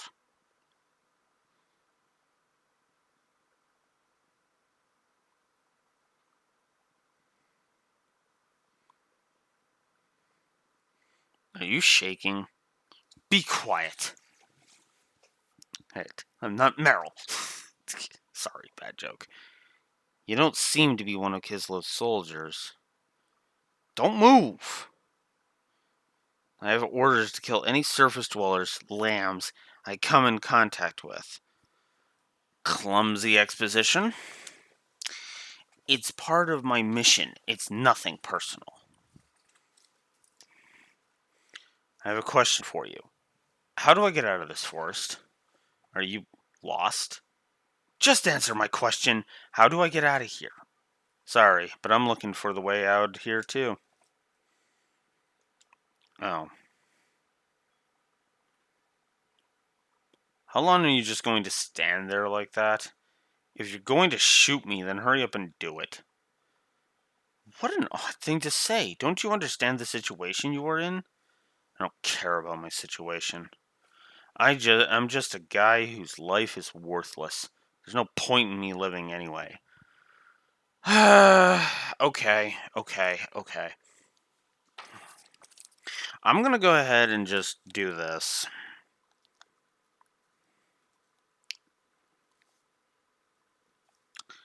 I'm not a fan of phase angst. It feels too contrived and forced, if I'm honest. So yeah, negative for phase angst. I'm just a guy who's. Oh yeah, I already read that. Stay back.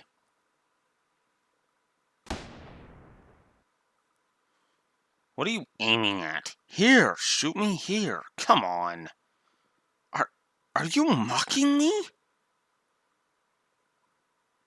You're weird. Something's very wrong with you.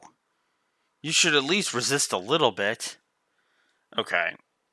See, this is why I don't like this, because it's used again, it's another example of things have to happen, we need something to happen. So how do we do that? Angst on phase part. I cut me a break. You know?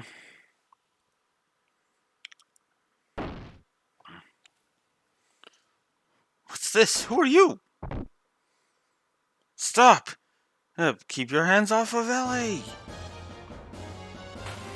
Hint of some stuff we'll get into way later. Because this is a fate thing. Hey, not that I really like that, but eh. So, pretty easy battle.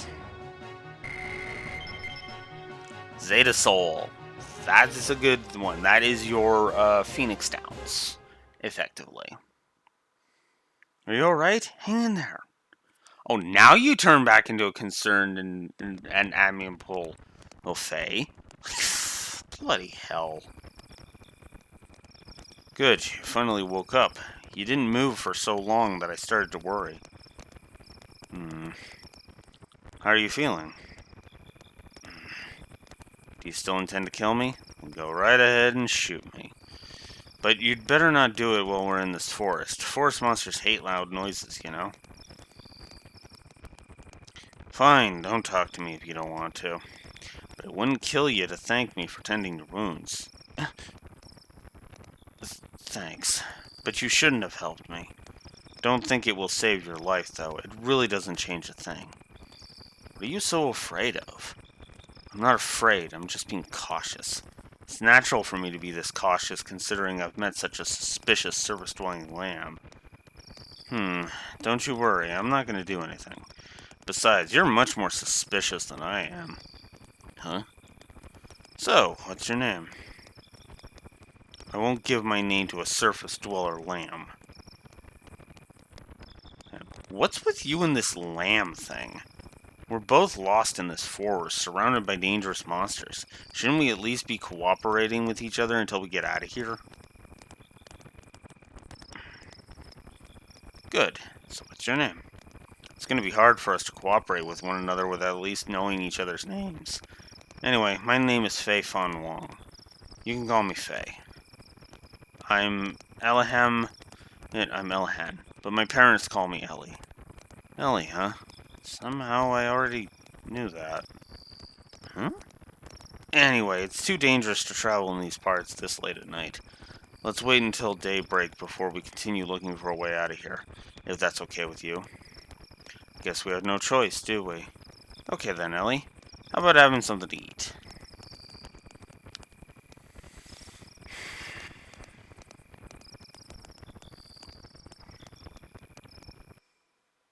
Unnecessary panning shot. And then in a nightmare sequence.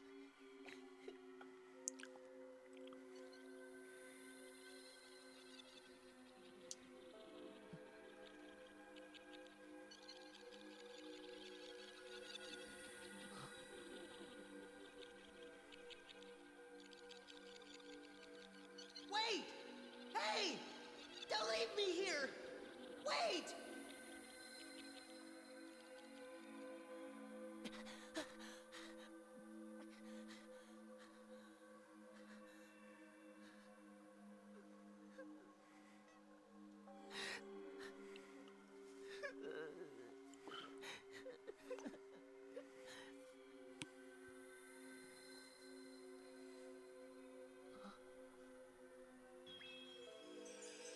You must be lonely here by yourself.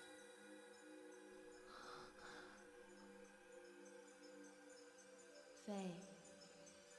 Faye. Faye.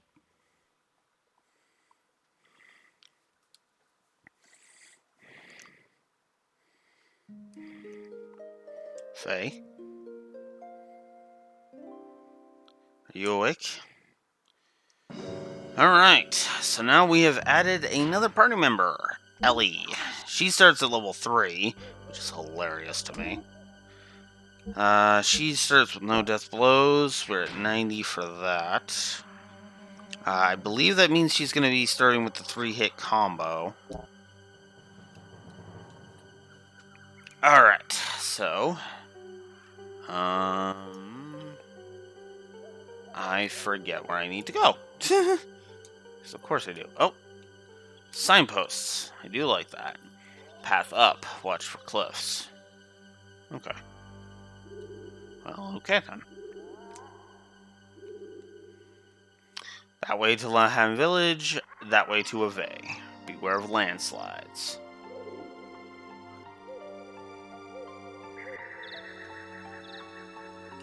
Well, I want that chest, so jump. Arcane Rod. That is a weapon for Ellie, which we... So, already we have a weapon to enhance Ellie's attack.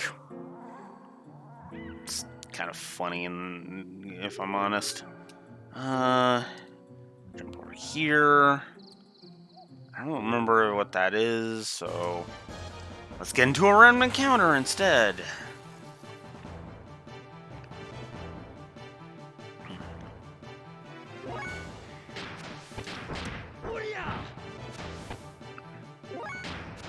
Yeah, 3.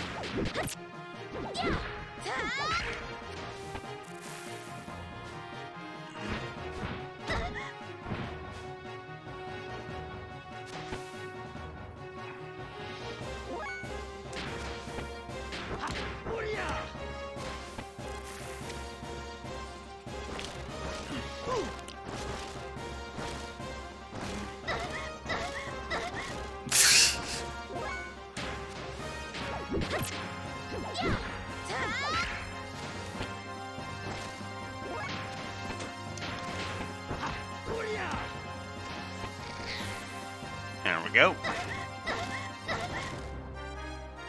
Might have to consider an audio spam negative, unfortunately. But them's the breaks with these kinds of things.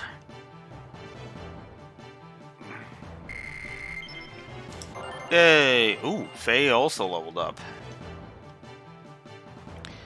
So, yep, both Faye and Ellie leveled up. Cool. Yep. Okay. Faye. Yesterday you said your life was worthless. What did you mean by that? Why are you asking? Why? Yesterday you looked like you had a death wish. You think that wouldn't make me wonder? Say, how did you get stranded in this forest in the first place? I should ask you the same question. Huh? Well, I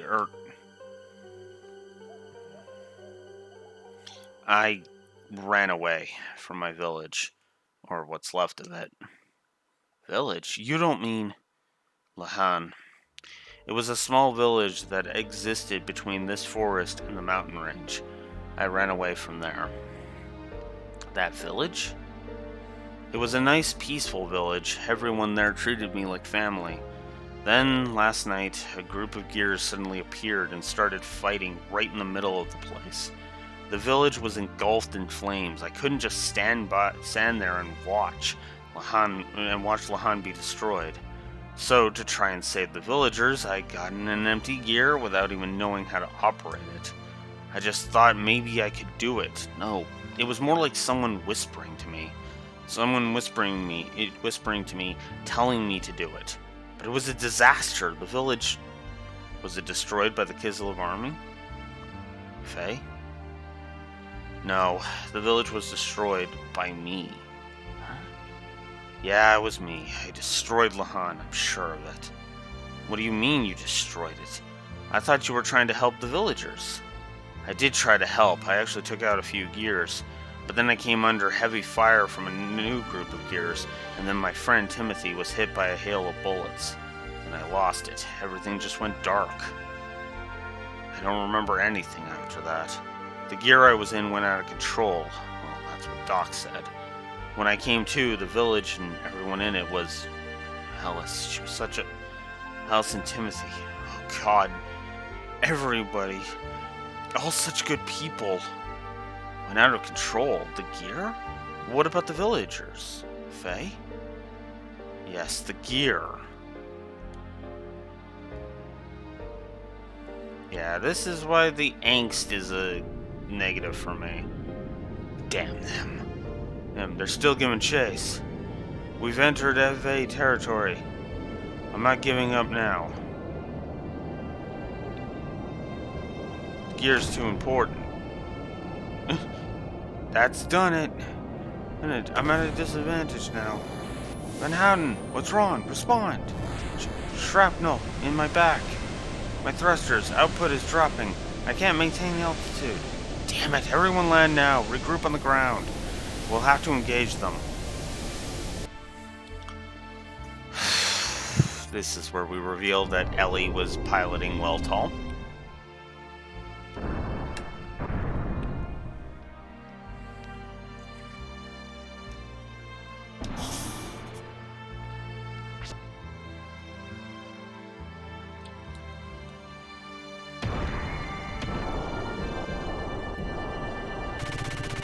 As you might have imagined, judging from how these things usually go. If they had never come to the village, never started fighting there, then I wouldn't have tried to pilot that gear. It's all their fault, not mine. They're the ones to blame. If they'd never come, none of this would have... If not for them. Them. Enough of that. Huh? You're a coward. Coward? Me? Yes, you're a coward. And all you're saying is them. Don't talk as if you had no part of the blame as well. I'm to blame? Yes, that's right. Of course, the direct cause of the battle was that a gear made an emergency landing in your village. But all Kislev wanted was the gear, right? They weren't invading or out to destroy Lahan. The real damage occurred because you climbed in the gear and tried to fight back. Whatever made you get into that gear? Not just anyone can pilot them. It takes training. There is no way a civilian could hope to pilot one. Besides, you should have been helping the villagers flee to safety instead. How can you blame the damage on a gear when it was your decision to fight in fighting it in the first place? Why don't you take some of the responsibility yourself? Why are you putting all of the blame on others? That's just running away. That's what makes you a coward. Well, if you put it that way, yes, that's right. I'm a coward. I didn't realize my own strength and have been blaming what happened as a result of that on others. I'm a pitiful excuse for a man, but I just felt this rush of blood in me and I couldn't help myself. Or help others.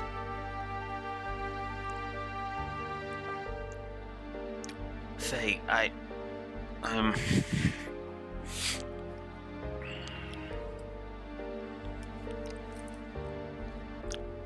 Well, I don't like Faye's angst. This is a good scene.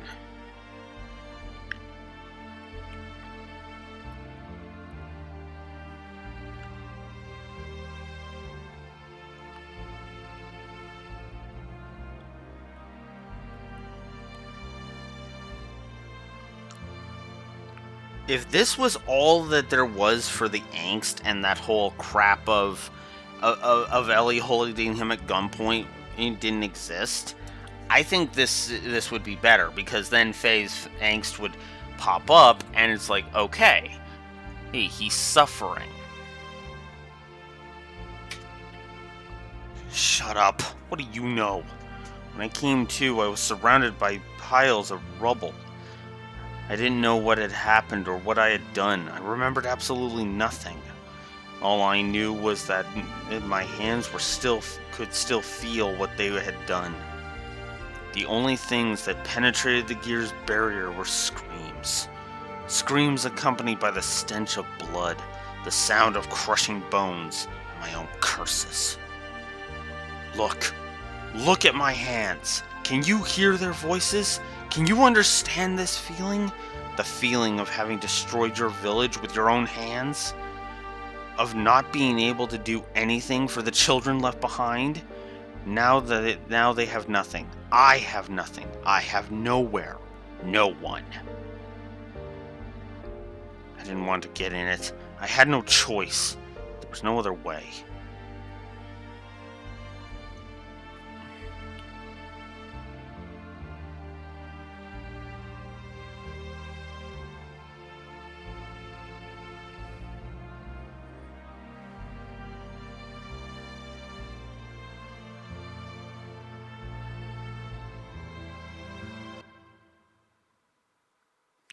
I'm going to be bringing up Fire Emblem Echoes after one more scene. And after an anime cutscene. Why did I have to go and say that to him? You talk as if it's not your responsibility. No. I didn't do anything. They died because Take you notes, had to Echoes! start fighting. It wasn't me. Can't you understand?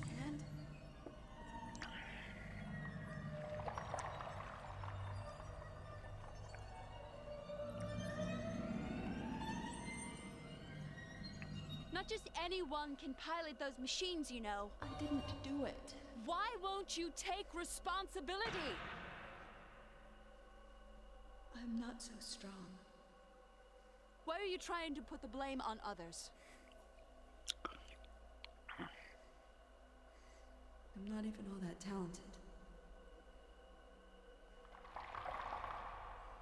You're a coward! That's right. I'm a coward.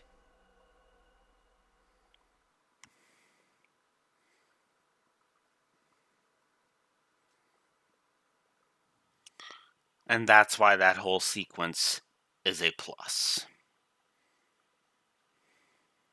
In fact, you know what? Fuck it. 1, 2, 3, 4, 5, 6, 7, 8. 2 pluses. Because this scene is so good. It is so good. For a number of reasons. Reason number 1. Okay, yes, Ellie has her emotional outburst. And she also pulls back. But she pulls back. But here's the thing. She also realizes, oh, pot meet kettle is basically what she's... is the basic gist of what she's saying here. She's saying, the whole "you're a coward" thing isn't something she's just screaming at Faye. She's also screaming it at herself. She is screaming as that anime scene showed. That's what she's screaming at herself. And she feels bad. She immediately feels bad for saying that to him because it was an outburst, right? Now, admittedly, it takes her quite a while because, spoilers, she's about to leave after another fight, after a boss fight here, but again, that's the interesting thing about Ellie as a character. This isn't fucking Fire Emblem Echoes Celica, where here I'm going to accuse my childhood friend of being a warmonger and wanting power and to be king and all this other shit. Even though he point blank says, even though she knows Rigel is going to fucking continue to be a pain in the fucking ass regardless of what Alm does. Two, who he flat out says, I'm going to find the princess and hand the fucking kingdom back to her. And three, do you really think Rigel is going... Remember, Rigel are the ones that invaded. So what the hell was Alm supposed to do? Just sit on his ass and let Desai and the fucking Regalian Empire here have their home? Like, fuck. In Fire Emblem Echoes, it's a whole lot of... Celica, use your fucking brain. In here, it's made crystal clear that Ellie is just as... Well, I shouldn't say just as... But, like, there is psychological damage that has been done to Ellie as well as Faye. So that's actually more understandable. Oh, and she also, she's just asked, her biggest beef is that he's putting the blame on others. As opposed to, let's just call Alma warmonger, even though everything suggests otherwise.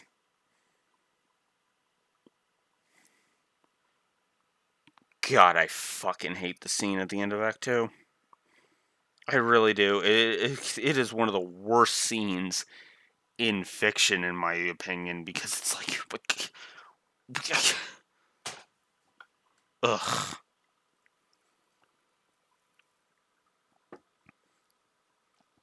Ugh. Anyways, moving on. Yes, that's right. I am a coward. Now, in Celica's defense, she does eventually apologize for that, but it's like, what? Why is that your knee-jerk reaction? And it's actually made way more clear here, because they immediately have the follow-up scene of why she feels that way.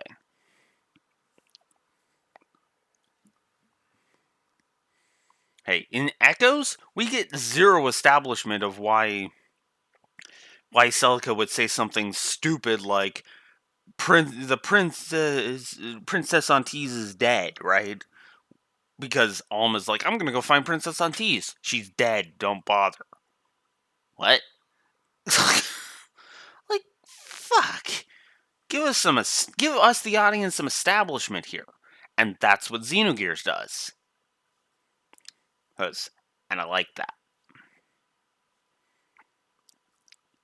Moving on. Whoops.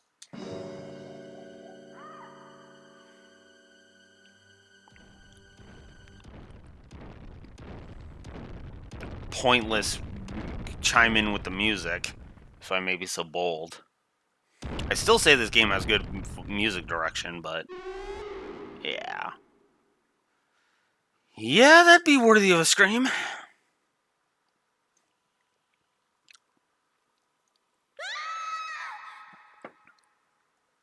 There it is. Oh no.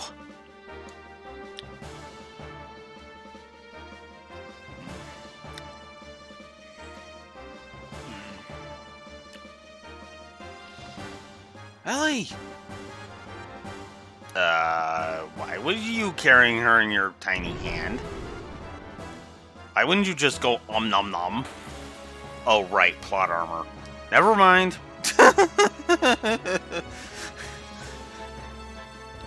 I guess I should jot that down. I guess I should jot that down as a story negative while I'm here.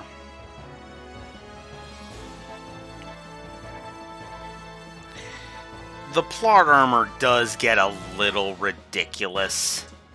It does get a little ridiculous and will lead to multiple negatives going forward. So I'm just going to give a negative now for plot armor and get it over with. So, moving on. Ellie, are you alright? Damn, she's unconscious.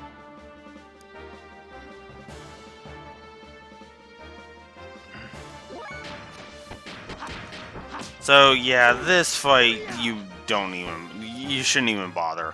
You will not do anything to this Kaiser Dragon. Did I read that right?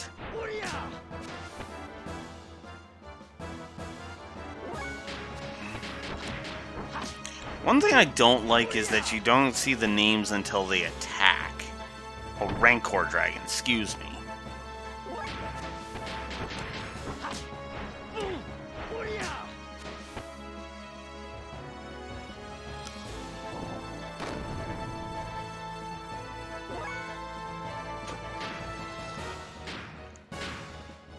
I have one Aqua Soul. Hopefully it'll be enough. Well, let's try your chi. Boof! One. Nope. There we go.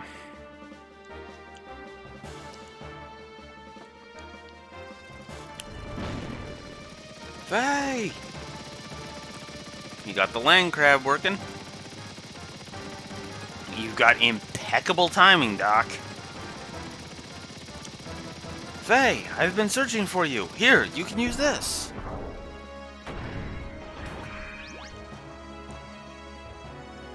Hey, hold on a sec. Heck, to tell me I can use it is one thing.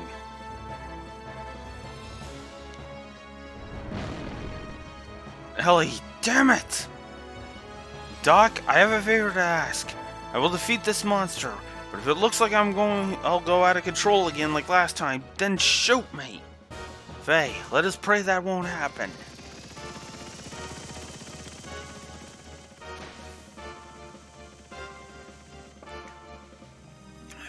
I think we got a little preview of the thing. Okay, why did we need that panning shot out of Wiltall's crotch? Really? Xenogears? Come on. Be classier than that. So now we've been slowed down.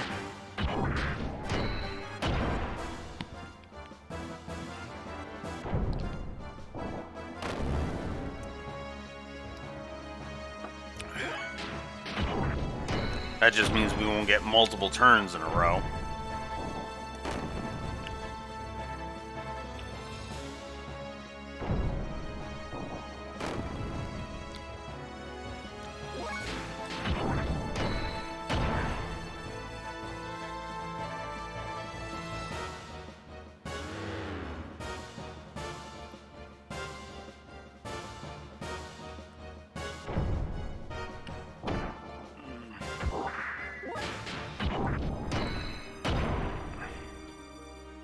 I love how he does more damage to the gear than he did to Faye himself.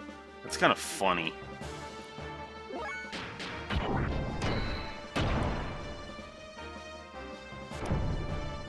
Visible damage Q.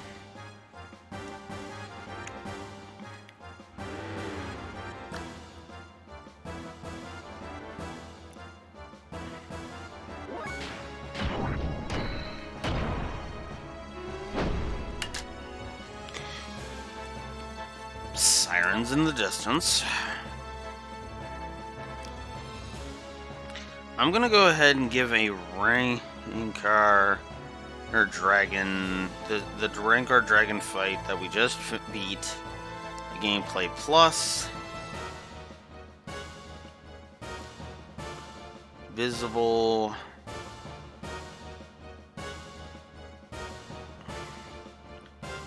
Enemy. You know what? I'll put that one as a question mark. Low health stance. I remember that being a thing, but I will put a question mark there for now as something I need to pay attention to for later. But for now, plus to that this T-Rex, the Rancor T-Rex fight. And there's Ragin learned, which means now Wiltall can use a Death Blow. Oh, as well. We'll get into Death Blows in a bit. Faye, are you alright? Yeah, I guess so. That fight with the Rancor was remarkable. An ordinary gear could not defeat that monster, and you certainly keep yourself in good shape. Why did you bring this here, Doc? This? You mean Weltall? Weltall? Well, this is the gear that destroyed our village. Why did you bother bringing it here? I never want to see another gear again. I understand how you must feel, but in order to protect yourself, you need a certain degree of strength, even more since you are being pursued. I agree that a certain degree of strength is needed for self-defense, and if it weren't for this gear here, Ellie and I'd be in the Rankar's stomach right now. But its power goes beyond what is necessary. Does one really need the power to destroy everything? I don't need that kind of power. I just hate gears.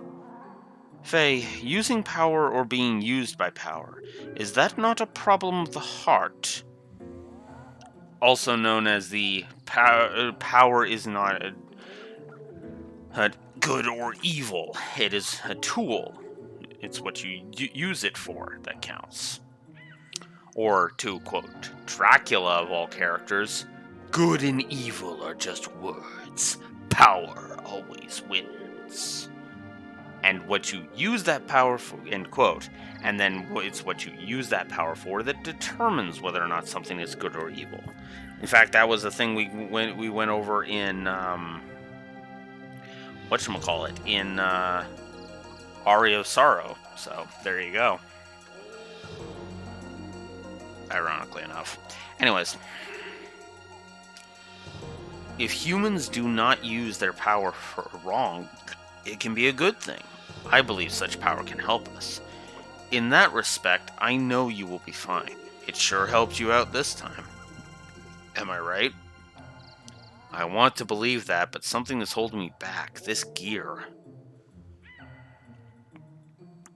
Well, whatever. At least Ellie is safe now. She seems to have come too. Huh? I am C10, a friend of Faye's. You almost did not make it. If Faye had not... God, this dialogue.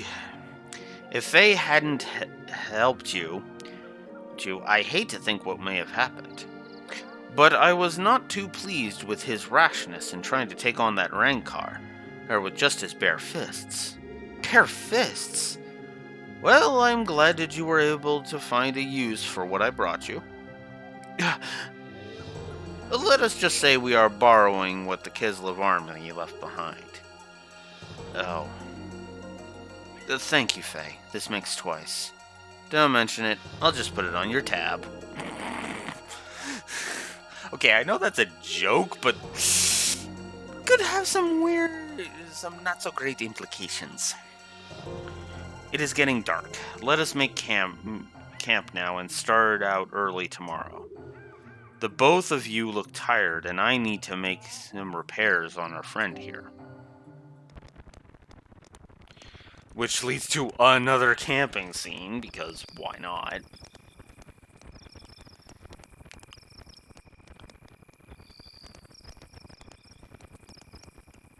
It is no use. The knee agitator and bypass circuit are both ruined.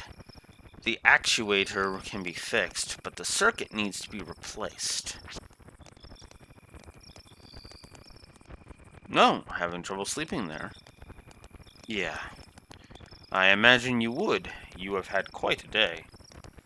This is the machine Faye used when the village was attacked.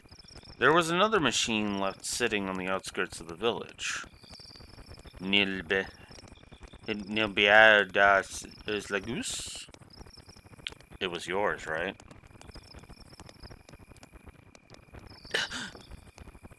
Just as I thought.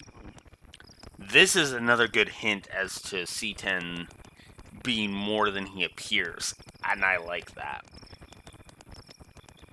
The missing pilot from the gear that made an emergency landing in Lahan, and the mysterious woman found wandering lost in the forest are actually one and the same person.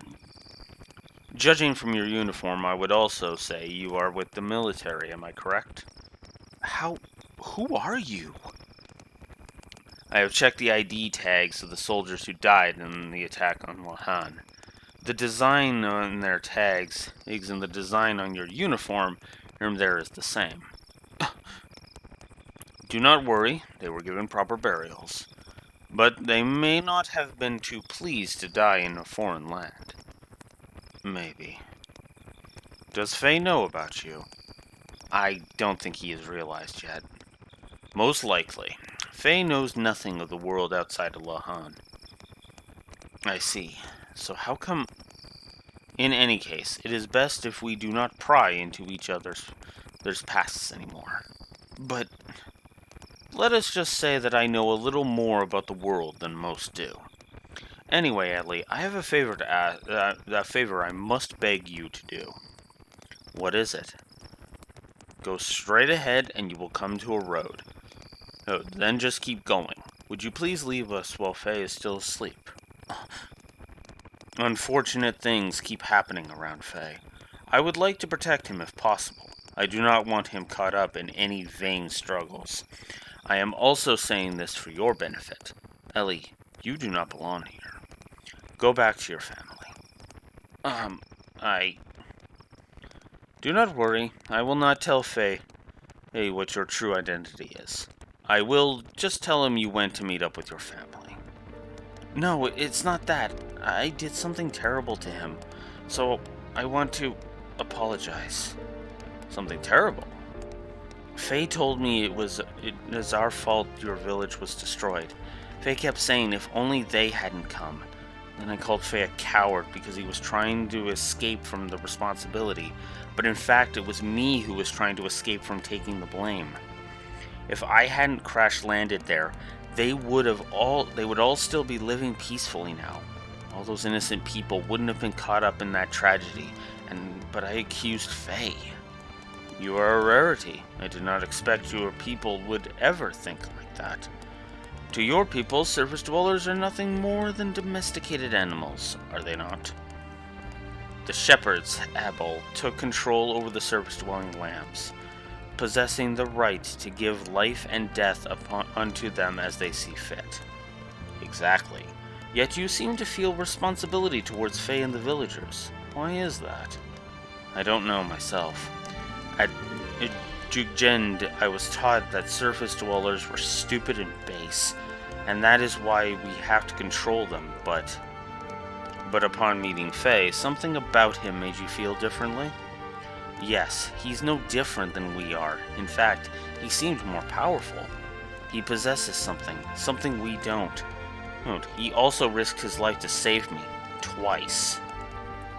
Most of your people would feel ashamed at receiving such an act. Yet you are grateful to Faye? It's probably because of my father. He had an open mind to surface dwellers. My nanny was a surface dweller. No one knew about her, though. Besides, I am the same as Faye. The same? No, nothing. Never mind. I think I understand. I am sorry. After just saying we should not pry. It is my nature, you know? My wife says I am too persistent and that I talk too much. But personally, I don't think I talk too much.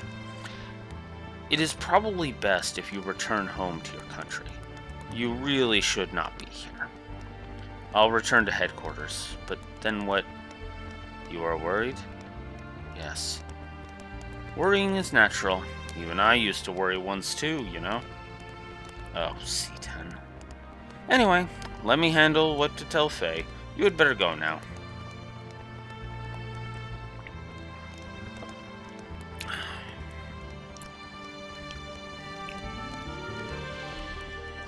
I don't think C10 really says anything.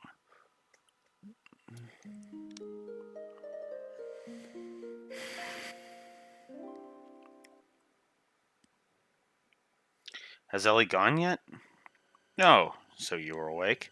Yeah, I woke up midway. Hey, so I only heard part of what you two were discussing.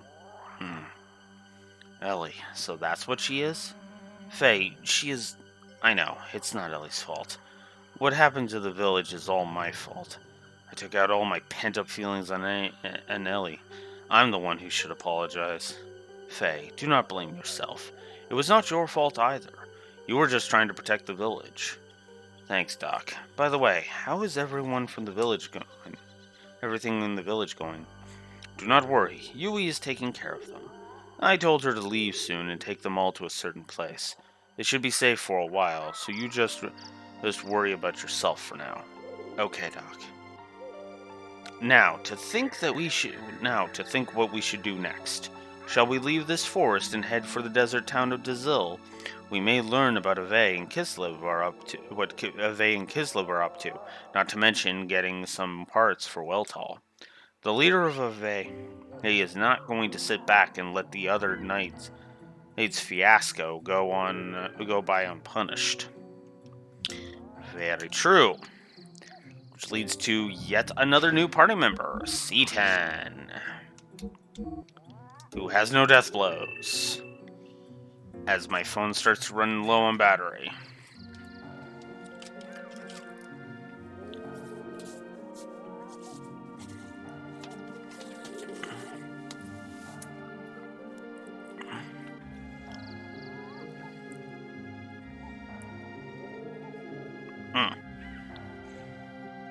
There we go. Alright. Okay. So, and we've already started up Hagen, so that's cool.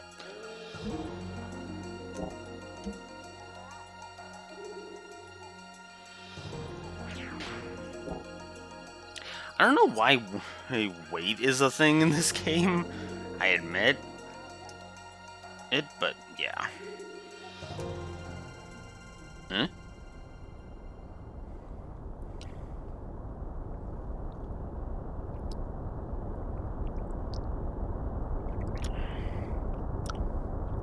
What is that? I would assume it is an aerial battleship from Ave. An aerial battleship? I've never heard of Ave having anything like that. Of course. Of course it does not come from Ave originally. Most likely it belongs to the Gebler forces stationed in Ave. Gebler? Special forces from the Sacred Empire of Solaris, known as Gebler. I am sure you have heard something about them. They are an organization providing large-scale military aid to the Kingdom of Ave. They showed up in Ignis several months ago. Until then, Ave was being routed by Kislev. But with Gebler's help, they have managed to regain half their losses. They are now expanding their territory and gathering resources buried in the ruins. I've heard the village elders talk about it. Is Ellie a part of that? Quite possibly so. Their group has superior technology and power. It is rumored that they are here solely to get the resources in the ruins. I'm surprised they are using something so powerful as that ship. It must be to suppress the recent border skirmishes. So they are fighting the Kislev Empire? Yes. It seems that they have found new ruins on the northern edge of Ave. Those ruins are under a 500-year-old temple. 3 weeks ago, Kislev took over those ruins. Most likely they are fighting over that.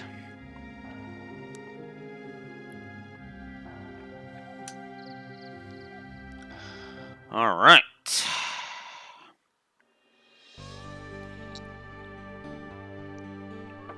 And that really is the end of the intro, regardless of how you look at it, in my opinion. And yeah. Now,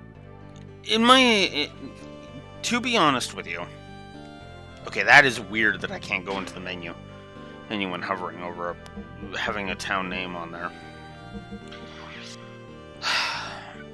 To be honest with you, I still don't like this intro from a story perspective. But that's only because I also like that each section has little names for it, depending on when you save.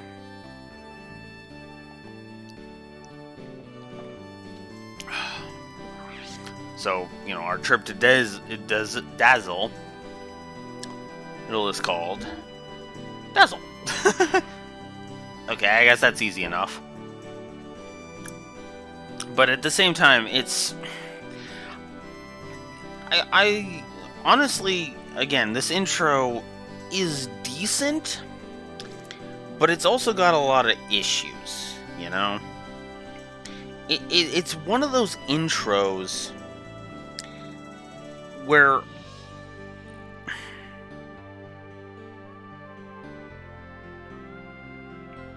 if I'm honest, it's one of those intros that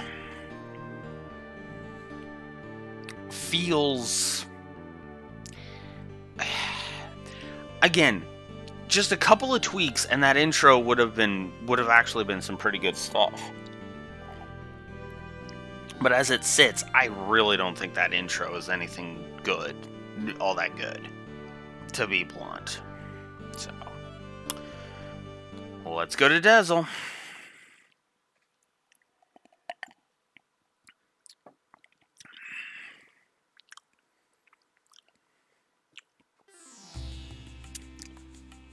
This is Dazzle. Yes, that is right. The desert town of Dazzle.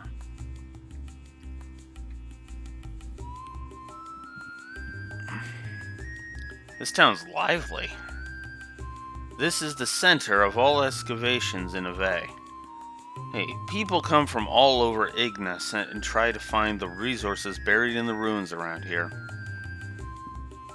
We should be able to find out what both Ave and Kessler were up to here. And we also have to gather things we need to repair Weltall. Repair Weltall. Yes, we must exchange the Brosican parts to fix Weltall. Otherwise, it will not be able to function at all. There is an Ethos workshop in the southern part of the town. Let us go there, Faye. Yeah, okay, Doc. Let's check this place out then. Alrighty, so, Dazzle!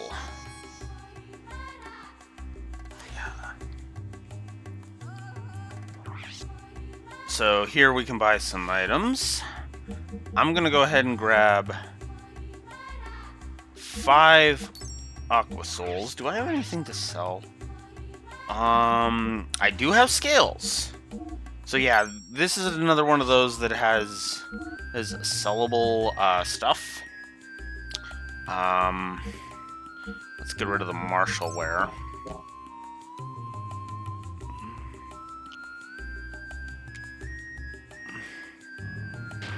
Let's make sure C10 is okay. C10's got fencing wear on. Okay. In that case,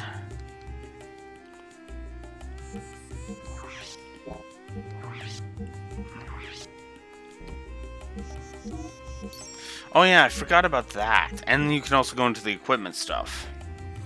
Okay. You know what?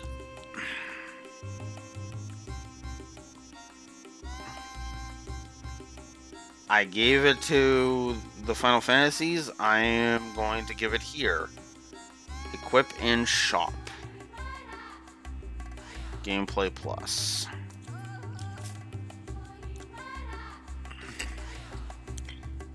I said those pluses were gonna start coming. I was not joking. Hang on. 1, 2, 3, 4, 5.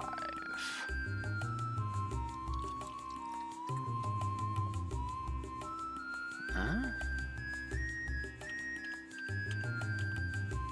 I have 6 here. What am I missing here? 2, 3, 4. Oh no, 5, 6. There it is. Okay. Yep. No, we should be at 6. That's right. I'm right. There we go. My HUD is accurate.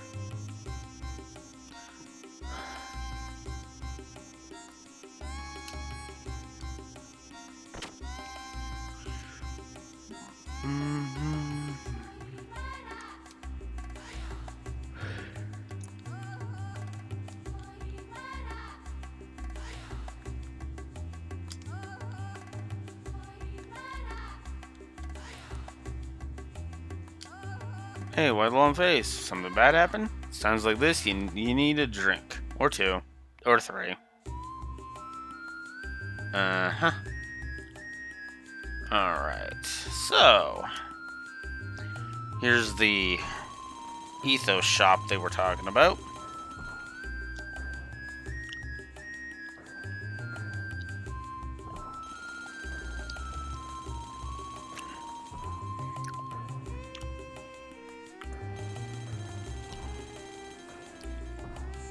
Wow, so this is the Ethos Workshop, huh, Doc?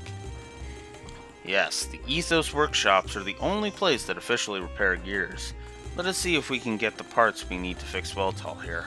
As they say, time is money, so we should do whatever we can do as soon as we are able to. Yeah, that's sentence. Okay, yeah, I may actually give a localization negative just because of the way they've scripted it. So, yeah, there you go. Oh, no, sorry, I was trying to talk to you. Huh? How can I help you? How can we help you? Sorry to bother you. Our gear has broken down, so I would like to buy some parts to fix it. Tough luck, huh? Can you tell me what make of the parts you're after? Yes, we are hoping to replace an X-29 model injection bypass circuit. X-29 model injection circuit? It's only used on the latest military models. We don't keep those kinds of parts in stock here. We can only get special parts by placing... You can only get special parts by placing an order at the Ethos headquarters. This workshop is only for repair of civilian gears. I see. Sorry to have bothered you. Sorry that we can't help you.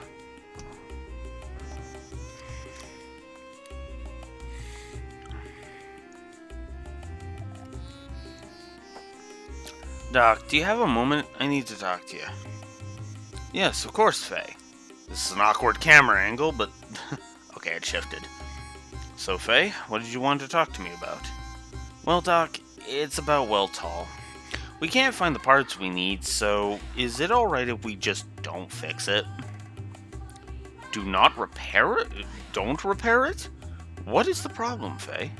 Well, we've been able to come as far as Dazzle on our own, so doesn't that show we don't need Weltall as much as we thought? Actually, I've been thinking that once things cool down, I might go back to Lahan and help rebuild. That's all I feel I can do now.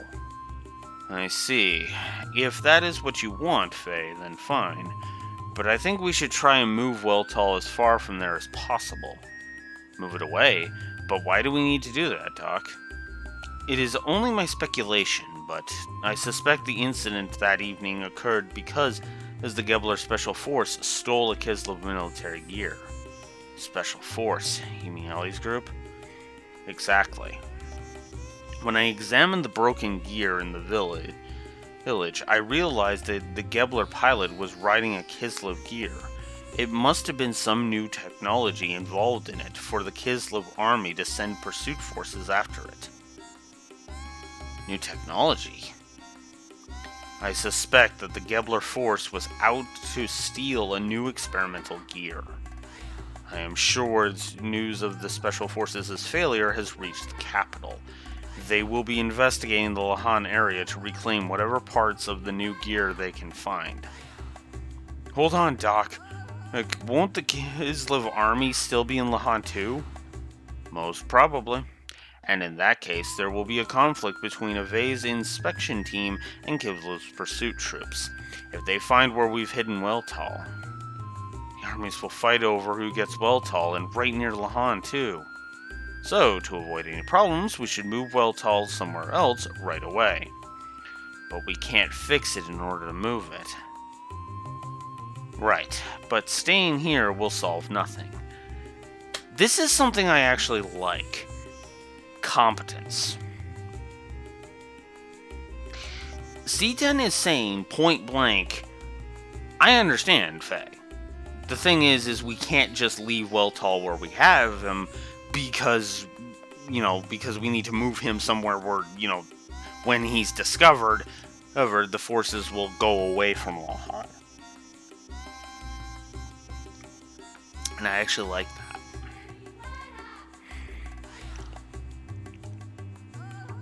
Right, but staying here will solve nothing. Fortunately, this is the center of all excavation work in this country. There is bound to be some information where we can find parts. Anyway, the fear is often worse than the danger itself. We should not let such fears hold us back. I love this. That is why I like C10 as a character. Because he's very smart. But not like in an in-your-face kind of way. Like, yes, I am super intelligent. Ridiculously smart. No, he's just smart. Or the end, right? He's not in your face with it. It's just people naturally go to him for advice. At least in info. So. Soon this area will be totally excavated. We'll have to find another place with buried treasure.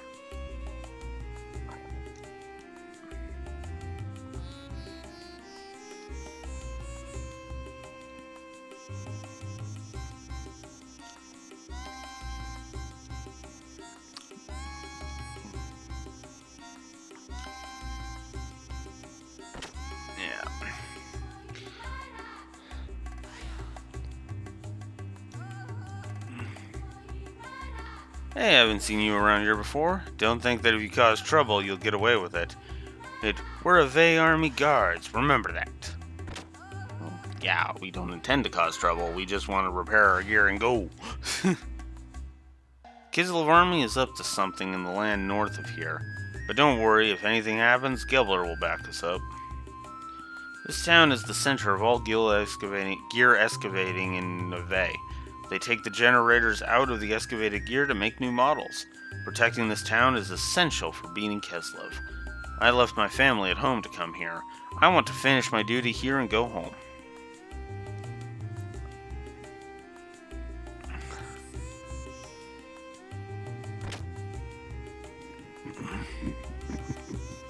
I love how it's the guard in the back that is the most like, meh, go away.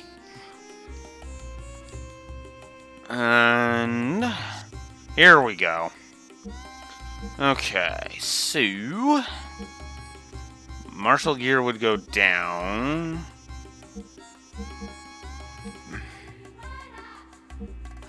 Fencing cap. Guess nothing, because none of those are all that great.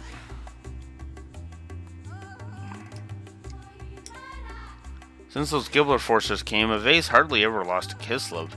I wish the Ethos would give out some of those new powerful gears. The Ethos? What do gears have to do with the Ethos? Only the Ethos has the technology to maintain generator-driven gear. The Ethos decides which gear gets which generator in which country.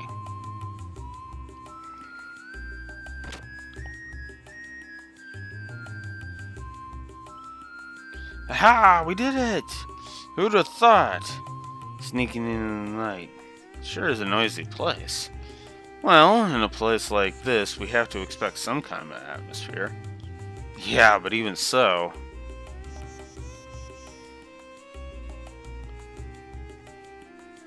Shut up!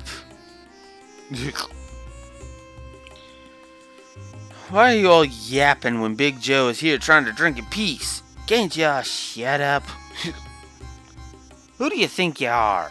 I don't care if you're Big Joe or Big Schmo. Oh, you don't mess with me.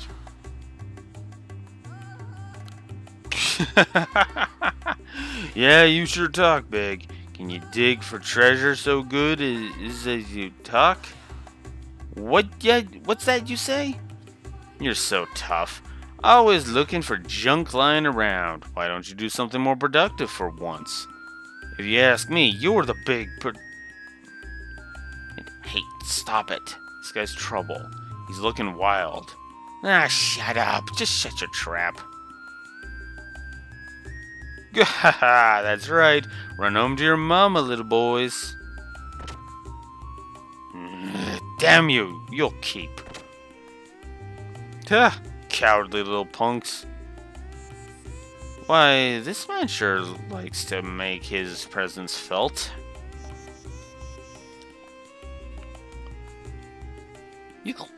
You drinking too? Booze is my life companion, especially in a sucky world like this. Everyone's searching for dough and dynamite. Ha! How unromantic. No, we don't need to stay. We're good. I don't think we've lost too much HP. We've lost none, and C10's HP is ridiculous compared to mine.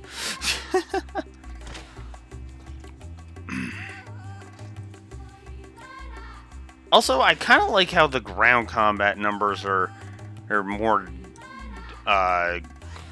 down to earth, so to speak.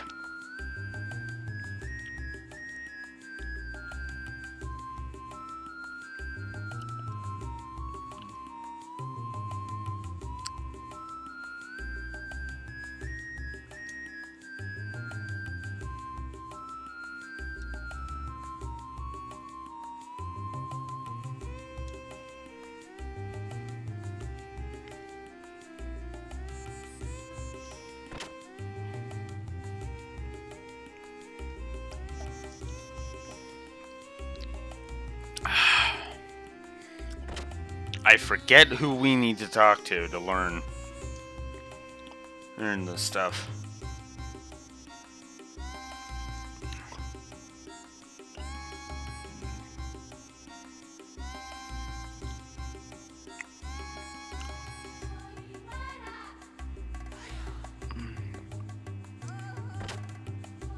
You know what? I think I'm also gonna give a Lindblom effect plus. That's while I'm here.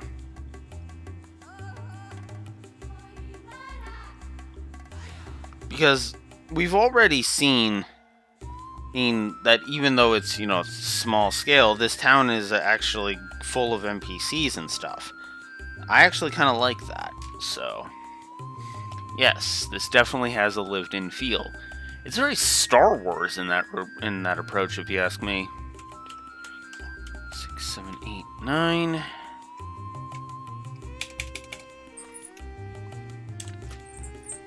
So there we are. Figured the story would be the first thing to break the 10 mark.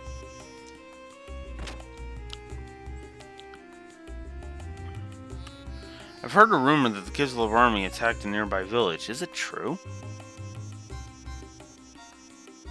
Lots of adults come to dig up the ruins.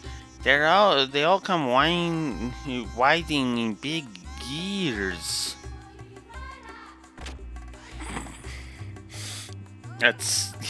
It's hard for me to talk in dialogue like that. There's a bunch of thieves out in the desert called Sandmen, so you gotta equip yourself properly. If you don't, you only have yourself to blame. The prices are a little high, but we need these things across the desert.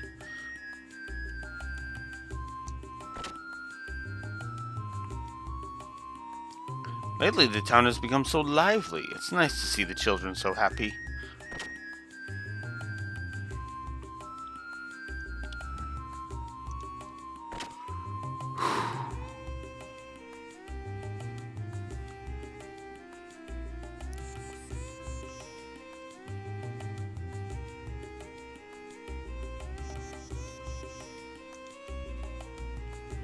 I wonder who built all those ruins. Some say an ancient civilization which ruled this land long ago built them, but after looking at the results of the geological tests, I have my doubts. You never know.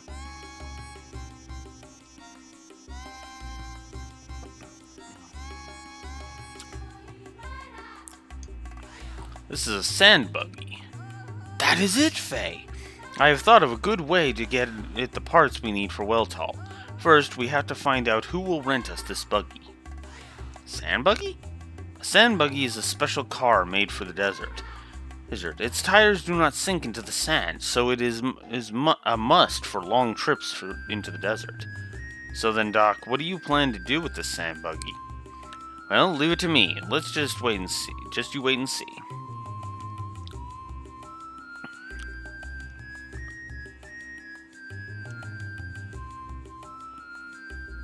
He's making puns.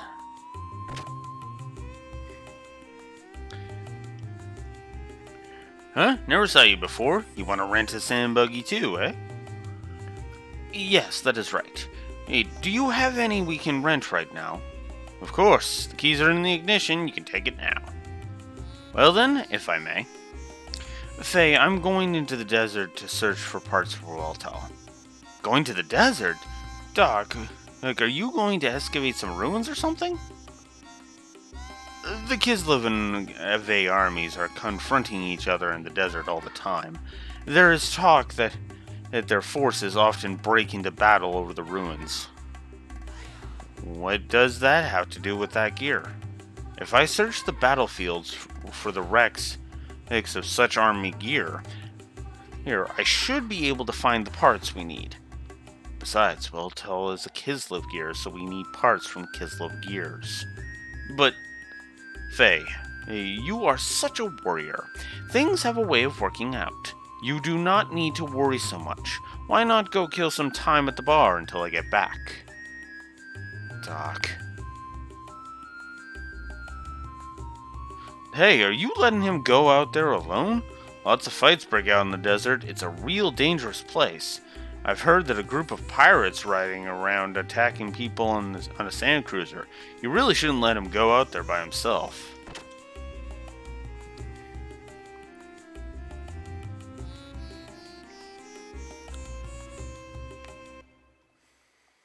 So now, we gotta go and try and find Doc.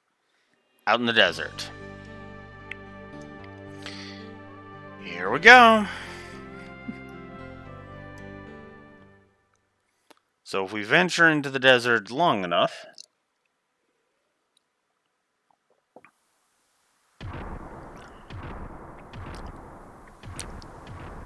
we see some gears.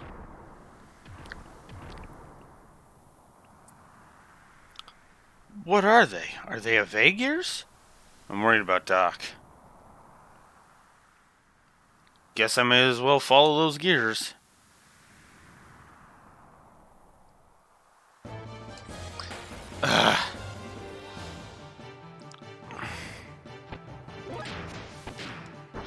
Might as well show this off. So here's Death Blows. Oof.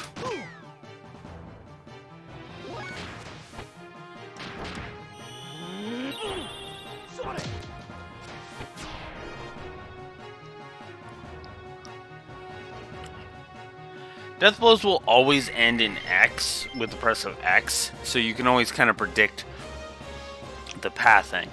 So yeah, and by the extension, that also means that Ragin is the only 4-point Death Blow, because there's only one combo that ends in X that gives you that. How far has Doc gone? Now I've lost sight of those gears too. What's happening?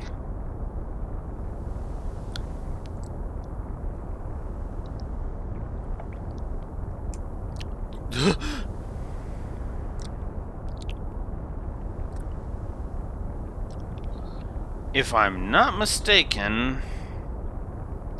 Wait, is that Solaris or is that... No, that's not Solaris. That's, Fuck, I can't remember the name of it.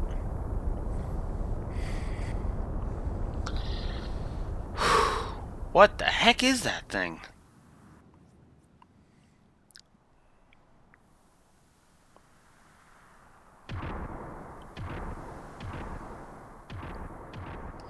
A different unit? Are they going toward the direction the saucer went? I better follow them so as not to lose sight of them.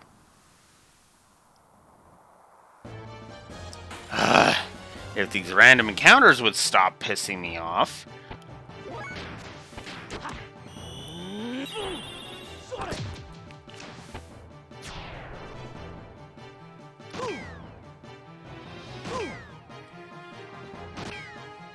Sing you a fucking lullaby, Sandman. Seriously, they look straight out of frickin' Star Wars. They look like Tusken Raiders to me. Obviously not 1-to-1, but they're definitely inspired by Star Wars.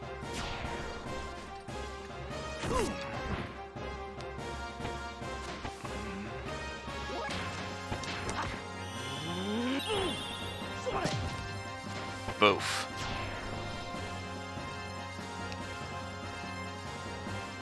Wonder if we can meet one of my favorite characters before I have to call it. Because that actually would be nice.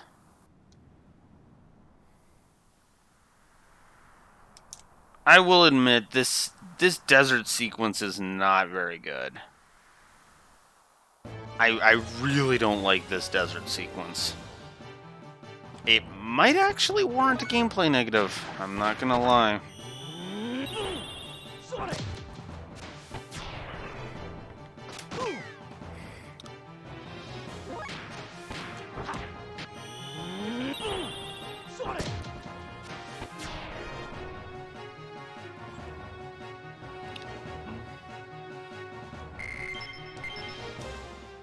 Rose Soul. That is, Ether. Oh my god.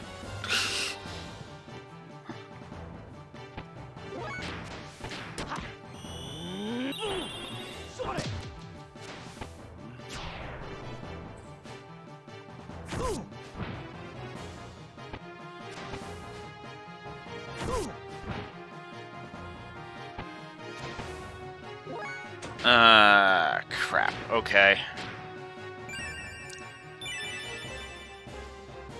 Yeah, there we go.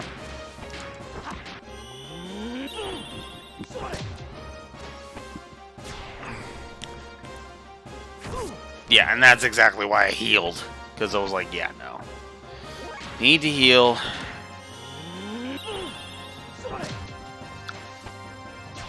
Okay.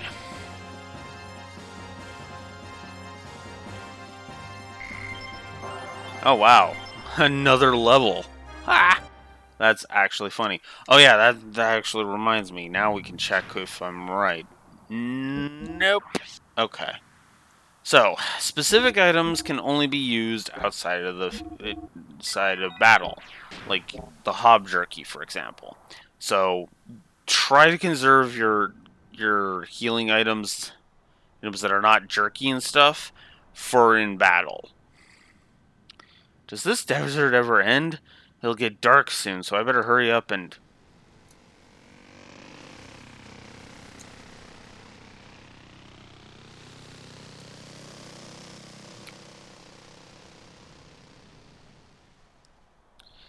What's going on here? Gears, a flying saucer, and now these guys. I hope Doc's alright. Yeah! What? Sorry about that. Just let me borrow this for a while.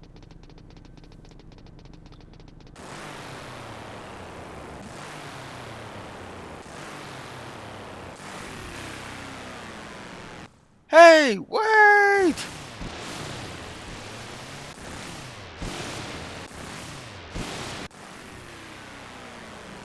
Do you even know where you're going, Faye? I really don't like this desert sequence.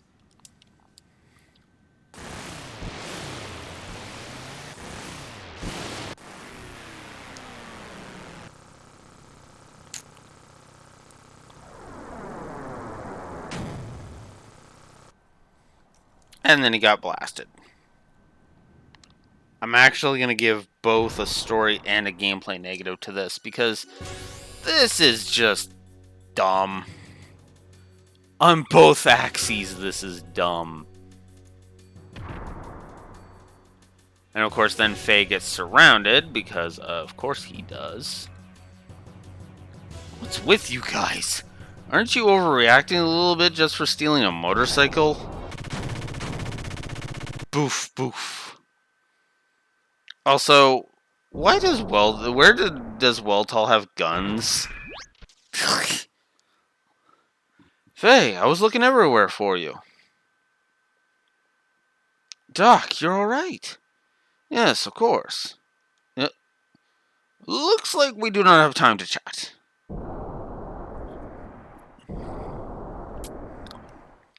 Faye, hurry. Hurry and do what?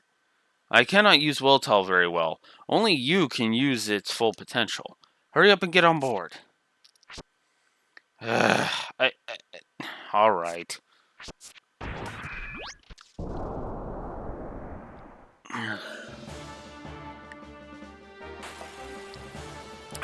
I'm actually surprisingly handing out more negatives than I expected.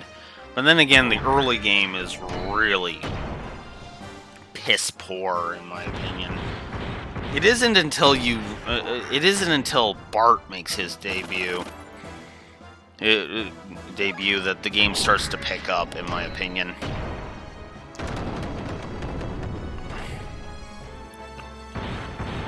But at least I can talk about death blows in gear combat. So, you notice the attack level right above where my fuel is displayed on the bottom left there? Well, that is attack level 1. When you make attacks that are not death blows, you raise your attack level up to 3. It's dependent on what death blows you have learnt in human form. When you are able to do so, you can use a corresponding one. For example, Triangle Triangle is Raigeki. Not as cool as either the Yu-Gi-Oh! Or the Dot Hack versions of Raigeki. And we just got some extra armor, which I'll talk about a bit later. So yeah, death blows, definitely useful. And that's why it's useful to get the death blows in the human form. I don't know how, but I beat them. Ha ha ha ha ha. What the? Hi, Graph. How you doing? We saw you earlier, and I didn't mention you, but this is your introduction right here.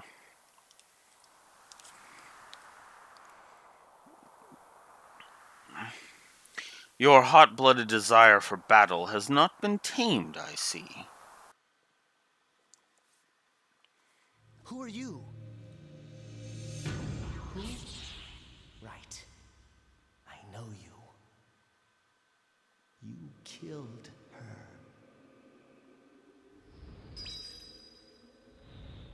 Her?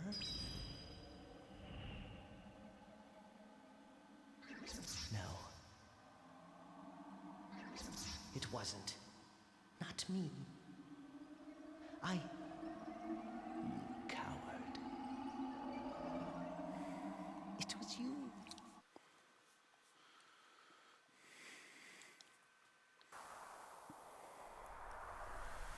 You're the one from Lahan.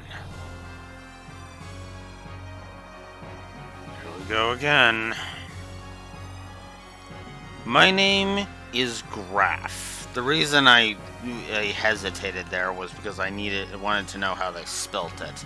Because they spell it in a very obnoxious way. Graph, I'm going to be paying attention to because I don't remember liking him, but I also don't remember all of his deals. So that's how that is. Part of the issue here too is a lot of these story beats, again, because of rights issues, I think, if I'm remembering correctly, weren't able to be fully resolved. My name is Graph, the Seeker of Power. You certainly showed how much power you had back in Lahan, didn't you, Faye? How much power I had? What are you talking about? A greater power is what I need to fulfill my mission. I sent those gears into that land as a catalyst to awaken the power in you, to make contact with you. As a catalyst? You mean you caused that intentionally? That's right. The death of your loved ones, and you powerless against it happening. The grief, the screams from your heart, both born out of the tragedy. Again, I know some people would point out, oh hey, but wait, Blue Wolf, Graph. Okay, here's why Graph isn't an excuse. Timothy would have been enough. You know? Just, like, if you... again, Timothy, Dan, and Chief Lee. show those three dying on screen, the three people that Faye is closest to, that if you bother to talk to people, you in Lahan, you would find that out, and you would realize, okay, these are the people that Faye is the closest to. And then have them be the ones killed off, and then that's an emotional gut punch. But no, we just have to have it be the entire, like all but like a handful of the villagers because drama.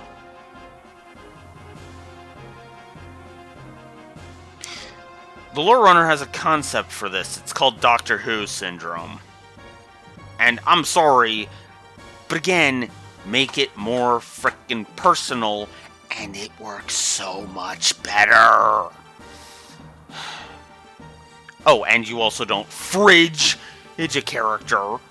Actually, technically speaking, I would argue they fridged 3 named and portraited characters, namely Timothy, Alice, and Chief Lee.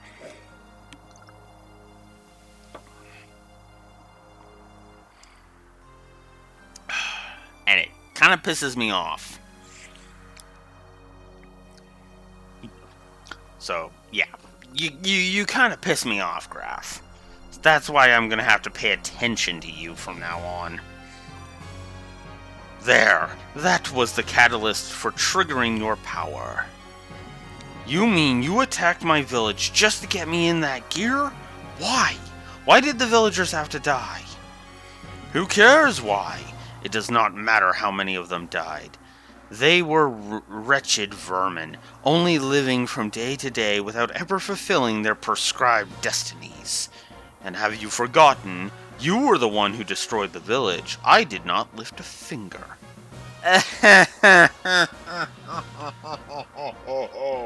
Oh, Graf, that is some jigsaw level fucking logic. Considering Faye went berserk after you signaled one of your goons to shoot Timothy. Eat a dick, Graf.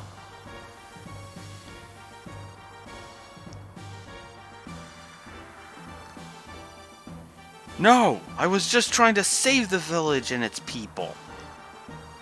I never intended to destroy it. Is that really so? Surely you have heard it. It is the very essence of you, the voice of desire from within you that craves destruction. Shut up! Even if that were true, aren't you still the one who caused it? If you hadn't come, the village wouldn't have suffered the way it did. Ah, so now you resort to blame? I see. For fuck's sakes. Yeah, but unlike last time, it actually makes sense because you've admitted to doing this. Oh my god.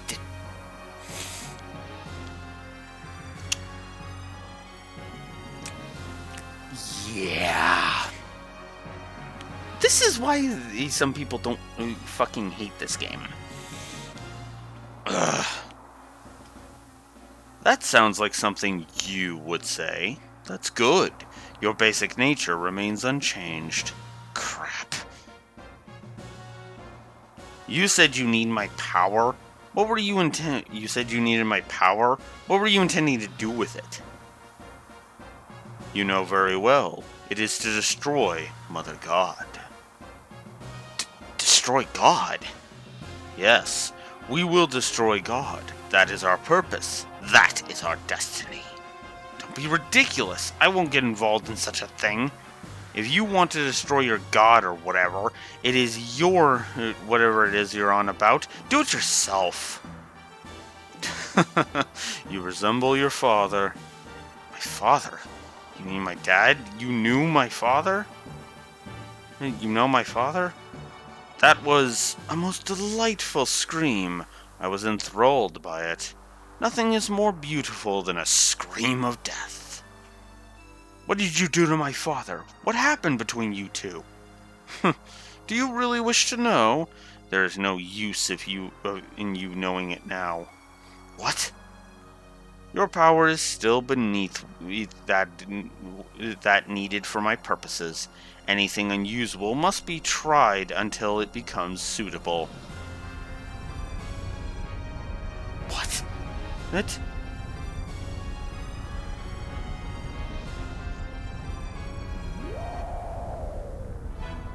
No, what the hell is that? What will you do, Faye? If you die here, then so be it. You may indeed gain some happiness from not knowing, but surely that is not what you truly want. If you want to know the truth, and what that is what you want, and isn't it, Faye? Then this is what to do. You must show me that you have obtained the level of strength I require. There. To do that, you must destroy others by using your own strength. Then you will gain all that was lost in exchange for that scream of death. Ha ha ha ha! Oh my god. Wait, we're not finished talking yet. Well, the worm there says you are, Faye, so... Boss fight...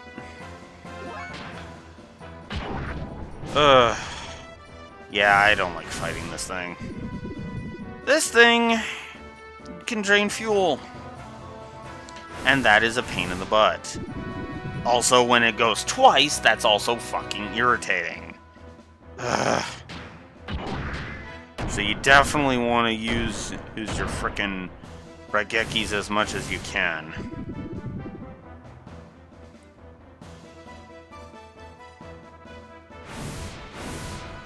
Oh, finally you've just attacked. God. Oh my god. You're just gonna keep absorbing fuel until I'm frickin' helpless, aren't you?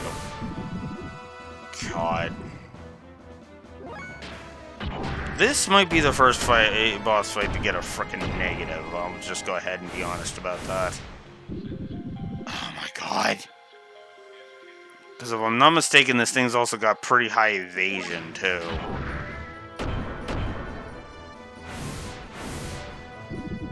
Oh my god, will you stop absorbing my fuel? Fuck.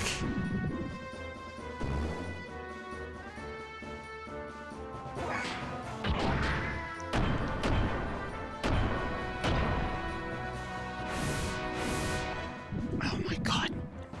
But will you stop absorbing my fuel?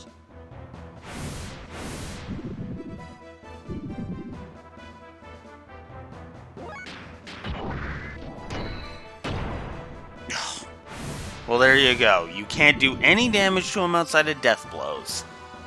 That's garbage. Yeah, this fight's getting a negative. I'm just gonna go ahead and be honest.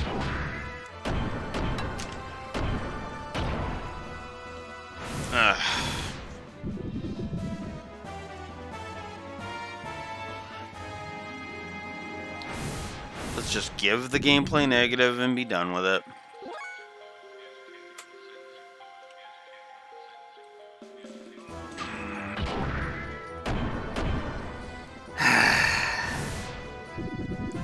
God damn it. The only reason I'm down to 200 fuel is because he keeps absorbing fuel from me.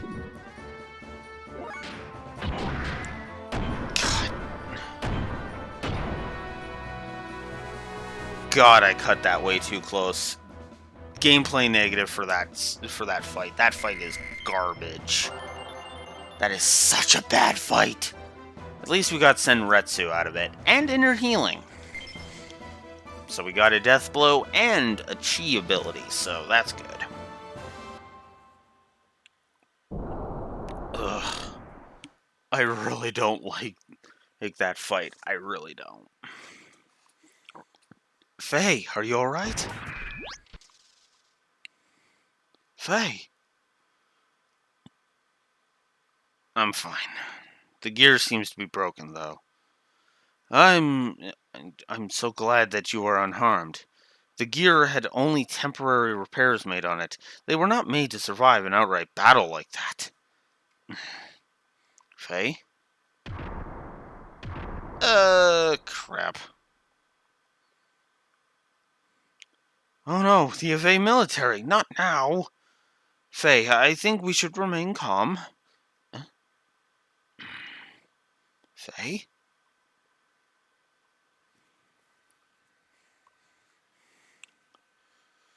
Yep. So yay, we get captured by the Ave military.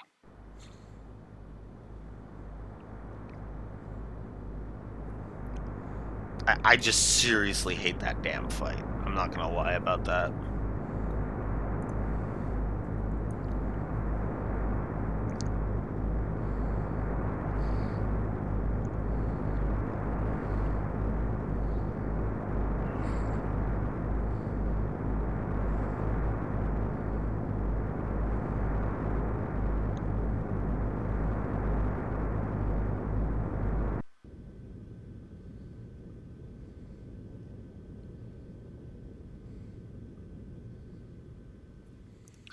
Then, of course, Faye dreams again.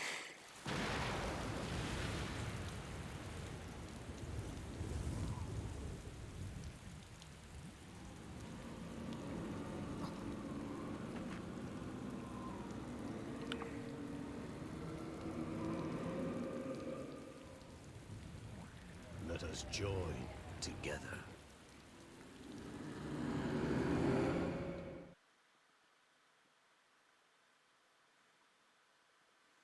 I never thought we'd meet again like this. It must be fate. How ironic. But I'll never let you have him. Even if it kills me.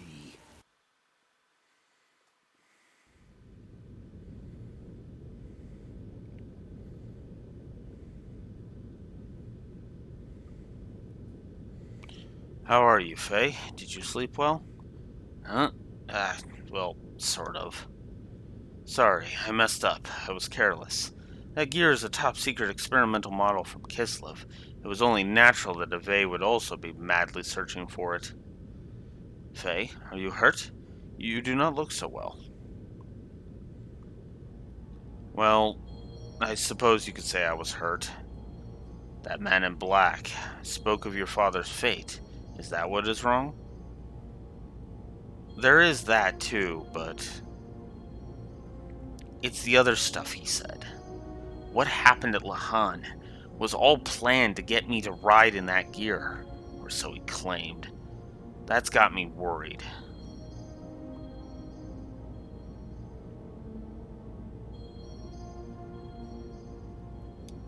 Okay, so we're in control now. Faye is 26x away from from leveling again. Wow. So Hagen, I think, is square X, if I'm not mistaken. So, and C10 still doesn't have any death blows. He will gain death blows. In fact, he has 2 sets of death blows technically, but but we can get into that later. And Faye's HP is finally over 100, so that's good. All right, let's make a save because yeah, I really don't want to fight Worm again or go through that entire desert sequence, which is funny because I literally gave 2 gameplay negatives for that whole desert sequence. One for the desert sequence itself, and one for Worm, because Worm sucks. Worm is a garbage fight. Right, and I'm not going to lie about that. So, to get you to ride in that gear? Doc, before the village was destroyed, I lived without doubting myself. But it's different now. I don't know who I am. I've never felt like this before. Well, this is as good a time as any to take a bio break, so I will be right back.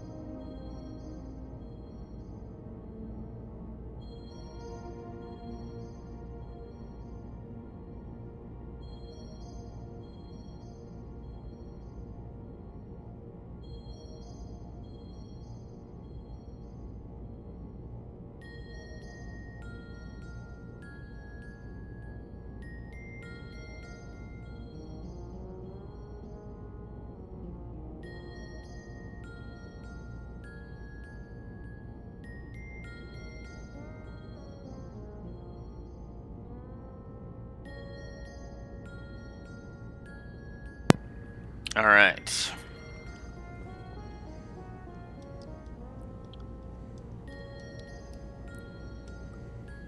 Well, we cannot do anything as long as we are prisoners, even if we wanted to. Let us rest a little. Maybe it will sort your feelings out a little.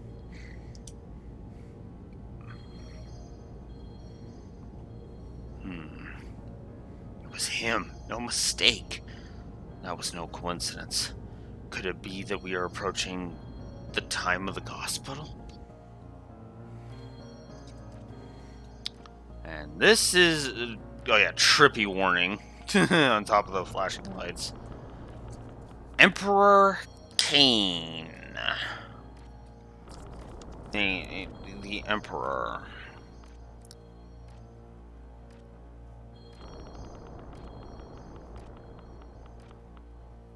Yes, the gospel.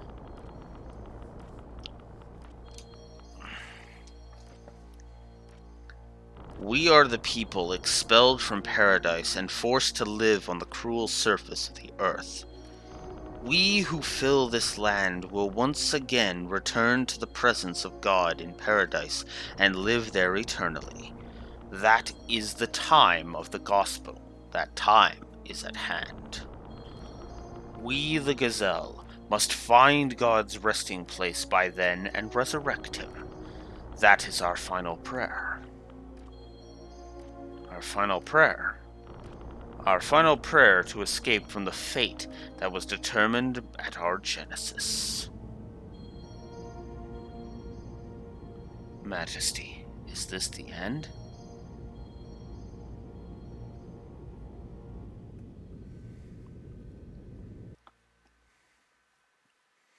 If I was doing this as a Let's Play, that would absolutely be where I would chop an episode. Bingo! Just as the report said, an Ave transport. And look what we have on top.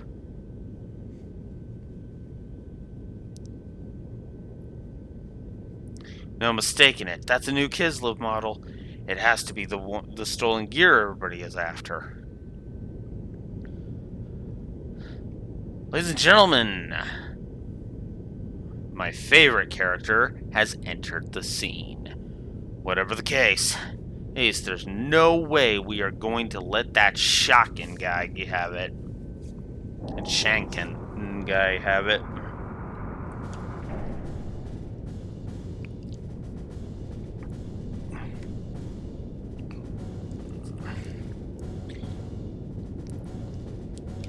Just gonna get this out of the way. This guy's name is Bart. And you bet your ass he is this gameplay plus. Turret A, Anton, and Turret B, Belta. Can initiate their ectropodometers 20 seconds after opening their hatches. Ugh. I hate hard words like that. Bronze. I don't hear anything other than the flowing sound of sand. No suspicious radar activity detected. Marcellus.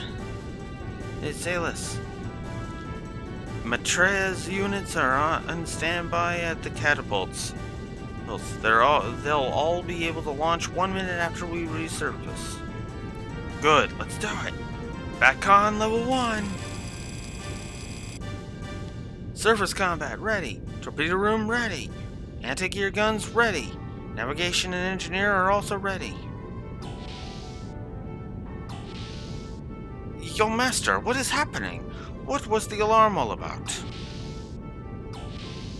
Not again. Young Master, hold on a second. Battle stations, everyone. Surface navigation, begin operating the sand pump. Prepare to fire starboard cannons upon surfacing. Your Master!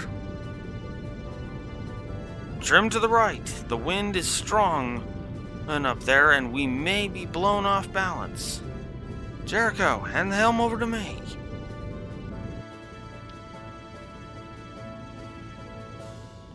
Look, what is that?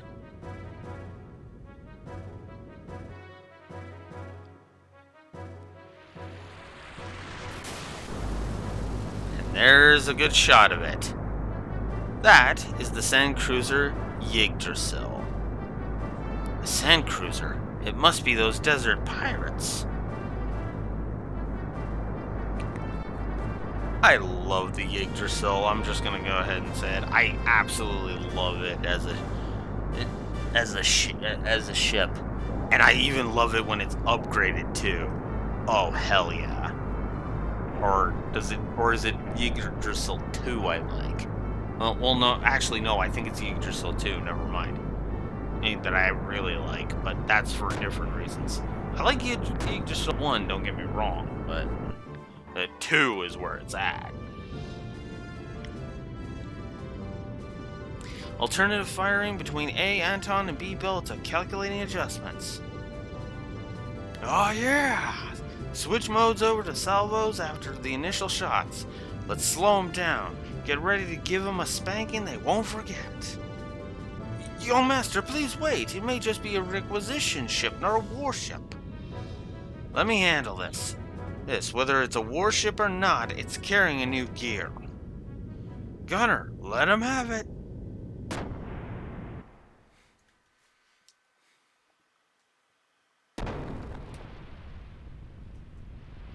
Oh boy.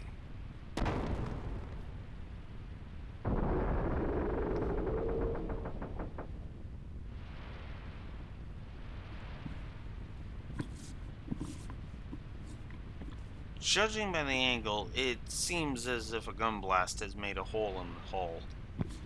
We will probably sink within minutes. A few minutes? Doc!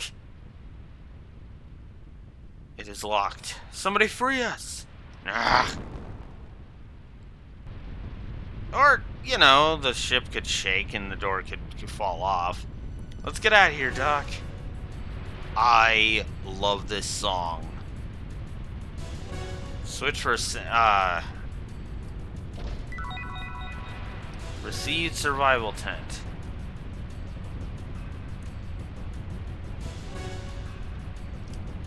Urgh. Get up there.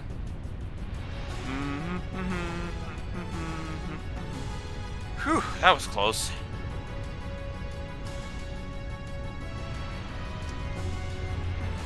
So here's another save point.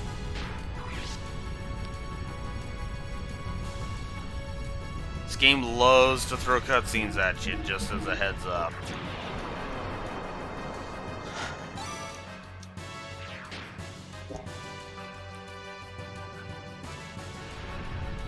Whoops.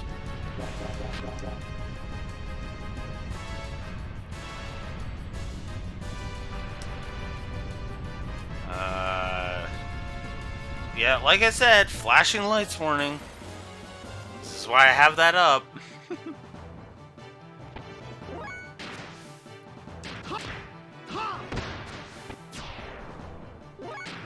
Let's show off Senretsu.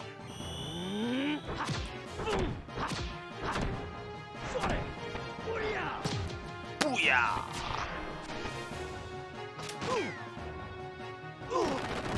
Fire from the engine room. Damages everybody.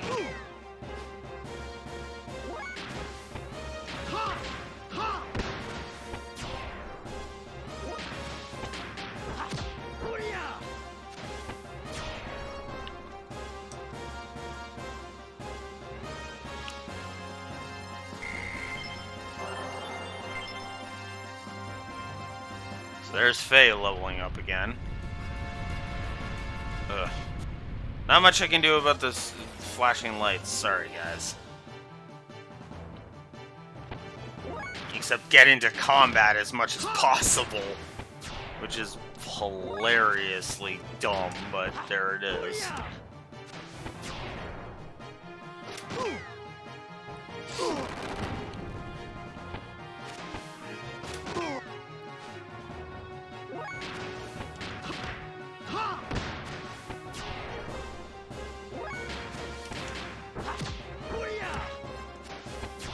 There we go.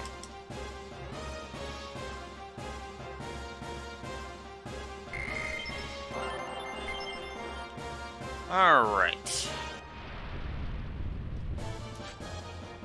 Immediately? I didn't even move. Literally, my hand went to the went to move the camera.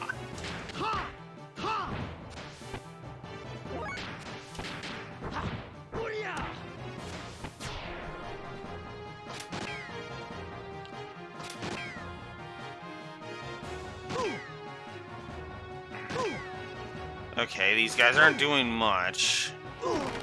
That did. Damn it. I only have one Zeta Soul. Ugh.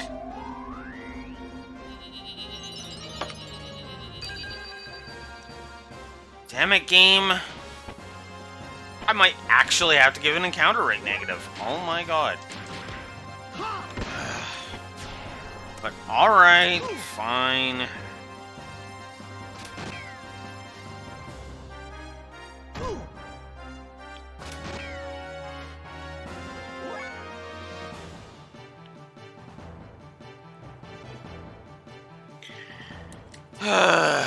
The encounter rate is worthy of a negative, unfortunately. God, I think the negatives have outweighed the positives at this point. 6. Nope, we're sitting net neutral. Jeez. So if I get if another negative rears its ugly head. Oof. Alright. Let's not and say we did. Because I don't think C10 would survive that many. It could survive that many. There we go. Even if he was taking them out, one per action.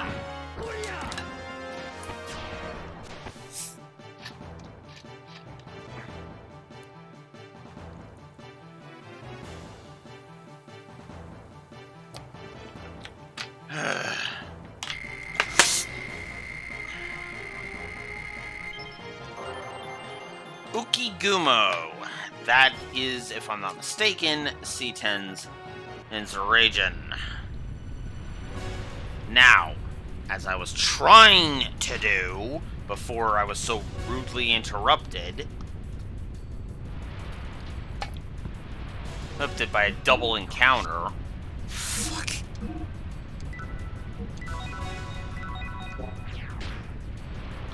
Alright. Hagen is at 67, and Mufu is at 67 as well. Alright. Now, can I please move the camera so I can see what the hell I'm doing?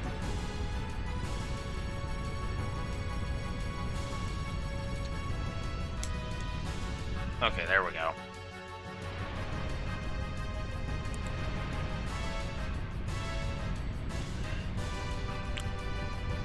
Okay, I think the flashing lights are done for now. Faye, can you hear me? I'm going to move the crane towards Weltall's cockpit. Hurry, go up the crane to Weltall. Well, we're going under fast. I got you, Doc, but when we're done, you hurry up there too, okay? I don't remember if you can fall here, so... okay. Good convenience feature. Oh my god, come on! Oh, come on! Game, you're not playing nice.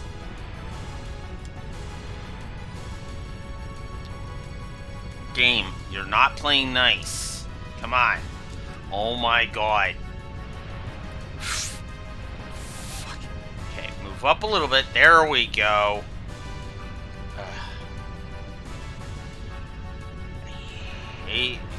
I've always hated magic pixel crap. Oh, come on! There we go. And why didn't it count when I was at the edge of it? Fuck.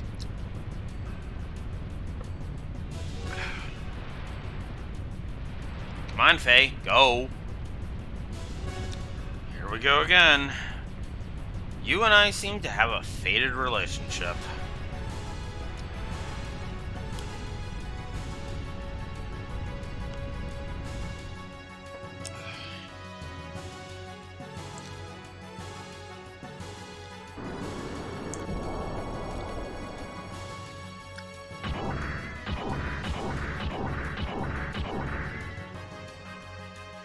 Come on, Doc, over here. Hurry up. Oh.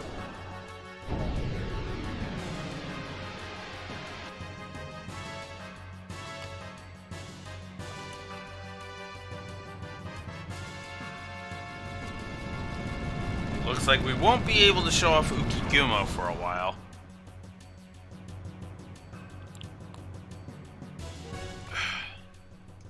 Whew. Whoops. Are you okay, Doc? Well, Dr. C10 Yuzuki, feels like you have sacked your saccules hills and tickled your urticles hills enough for one lifetime. Whew, dizzy. Sorry about that, Doc. I didn't have time to open the cockpit. Are you really okay, Doc?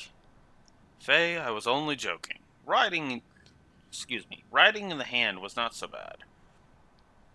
I can see what is so good about this top-secret experimental Keslo machine. Yeah, when I started it up, it began doing all kinds of stuff by itself. The environmental response system and weight reduction and hovering kicked in straight away, automatically. Really? Really? Amazing. Save yourselves, but leave your friends to sink in a sea of sand. Don't you believe in camaraderie? Well, they're not our comrades, so no, but...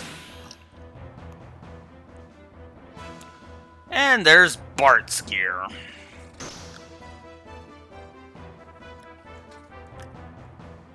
It's not very manly of you two to leave your platoon to die.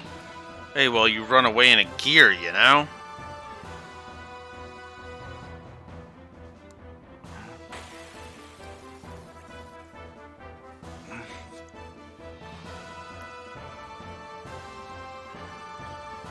Wait a minute, we're not Ave soldiers. Can't you make a better plea for your life? You come jumping out of an Ave ship and claim that you're not Ave soldiers? Stop trying to fool me. Okay, Bart, I like you. You're a good character and you're gonna earn that plus the story. But you are so fucking stupid in this moment. Adjust your the optic sensors of your gear down to C10 and zoom in. Does that look like an Ave outfit to you? Moron! Like, fuck. Like I said, I love Bart, but he is such a pain in the ass sometimes. I tell you, it's true. How pathetic are you? Even if you're the pettiest of soldiers, how about showing a little spine and put up a decent fight? Stop it! I'm telling you, I'm no soldier. I don't want to fight. How nauseating. Why don't you stop grumbling? Leave the gear and run away.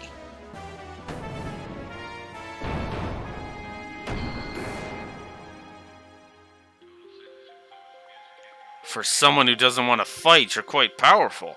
I see, an all-environment model, so that's it, huh? Now I want it even more. So now we're fighting Bart in his gear. Brigender.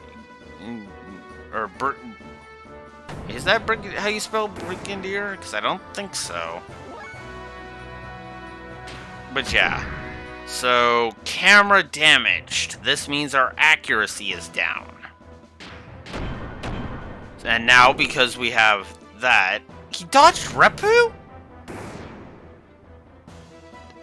I'm sorry, Nani the fuck, Bart? Oh, right, because our camera's damaged. And there's Chain Whip, which is his death blow.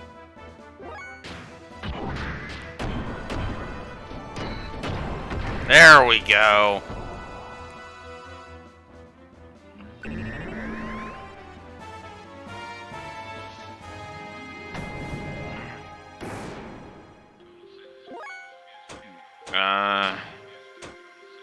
That's restored gear defense.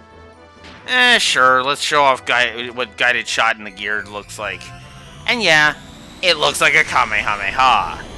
Gee, can you tell this came out in the 90s when DBZ was popular?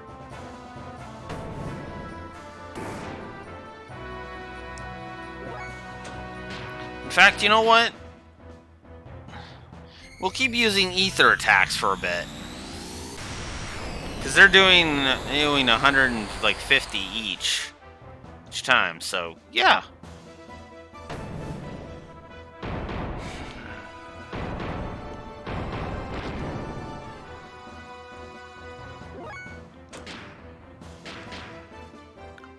$20 EP. I love it.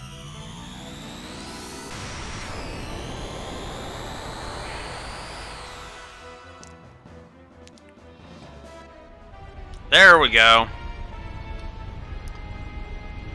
Oh no, this is not good. In the heat of battle, I go and get caught in quicksand. Me, of all people.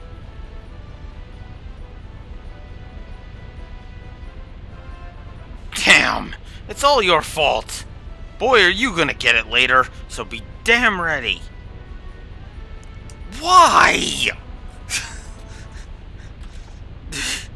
Yeah, I would say you're entitled to that exclamation of exasperation there, Faye. Especially considering Bart is about to learn how fucking wrong he was.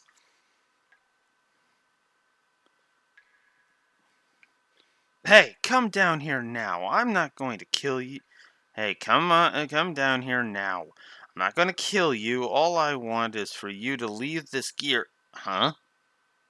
Hey, you're not an FA soldier? Again, all you had to do was move your camera a little down to the foot and zoom in. Moron. I told you that in my intercom transmission earlier. You're the one who refused to listen to me, right? Sorry. Yes, I remember you were saying something like that. I went off half-cocked and thought you were the enemy. My name is Bart. I'm the pirate that works this territory. My name is Faye. I was arrested for no apparent reason, shoved into that of a transport ship, and was nearly going to be sent into a concentration camp until you went and blew the thing to blazes. Anyway, I'm just glad to have been able to survive. I see. Well, I'm glad I at least helped you out a little. But I didn't expect a civilian like you would be riding in a military gear. Besides, this gear is a brand new model. I've never seen this type before. Let's just say that a lot of things have happened. It wasn't like I wanted to pilot it. Where are we anyway? Looks like we fell into a weird place. I never heard of huge galactite caves such as this existing in the desert before. What? You don't know anything, do you? Where are you from? The desert only covers around 1,000 sharls of the outer layer of the Earth. The stratum underneath consists of indigenous rock. From a sea of trees to a sea of sand, and now a stalactite cave. What's next? What are you talking about? Oh, nothing. Never mind. We're in trouble. Look, the hole we fell through has disappeared. We better find some other way out. Oh, so you want to call a truce for now? At least until we find an exit and get out of here. Yes, agreed. First, we gotta find the way out of here. So let's get going.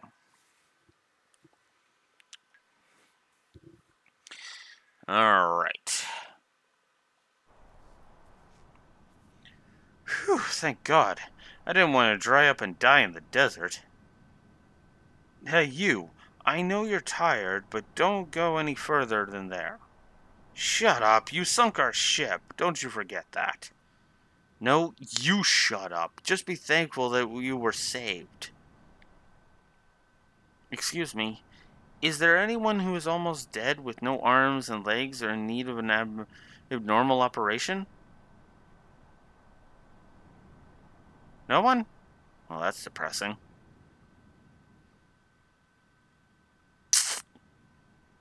Yeah.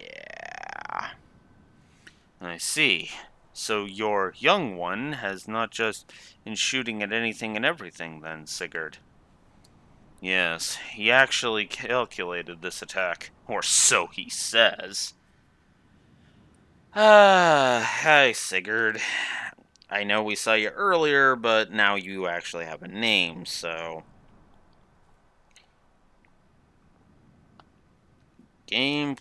Sorry. Whoa, what am I doing? He's not a gameplay thing, he's a story thing. He's a character. Ugh. Sigurd is a plus.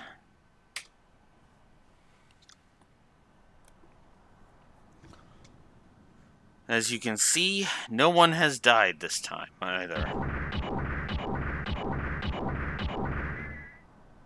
Sigurd, sir, the collection of the goods and soldiers from the Ave transport is almost complete. We still can't locate the young master. General Maitreya's platoon will scout around again. Okay, I'm counting on you. Yes, sir. Since I'm part of the unit, I will also excuse myself. So what happened to this young one you call master? He fell into an underground cave with that other guy in a gear. It's near an old excavation site, and he is riding in a gear, so he'll probably be able to come up somehow. We'll try to find him for a while, and if that doesn't work, then we'll just wait for him at our meeting point. You seem to trust him a lot. Trust him? Yeah, I trust he'll get us into trouble. But I never thought I would meet you here, Hugh.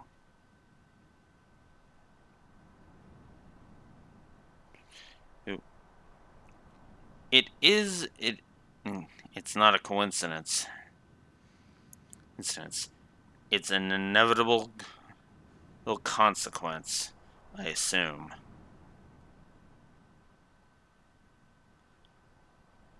Hyuga, are you saying something is about to happen? More hints at C10 being more than he appears.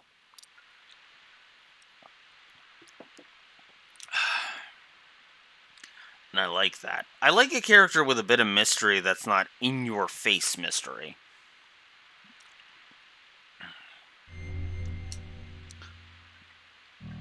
So, we'll quickly go over for Bart here. So Bart has Headhunter, which leads to Chain Whip in the gear.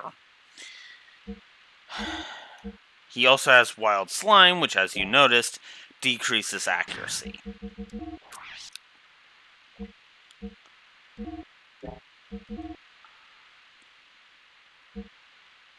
You can also see what each one does when you're in the gear. You can actually choose whether or not you're in human or gear form.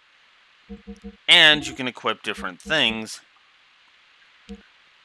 Means depending on different things.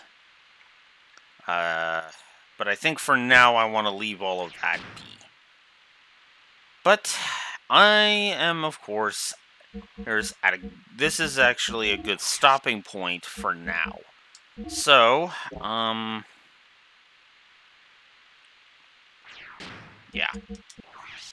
So, as I have stated before, there will be no stream tomorrow because I'm working midnights today, as indicated by the fact that, kind of still here.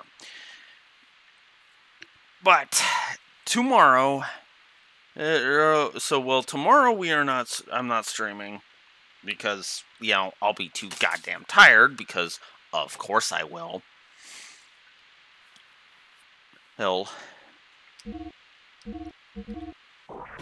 And because of course I will.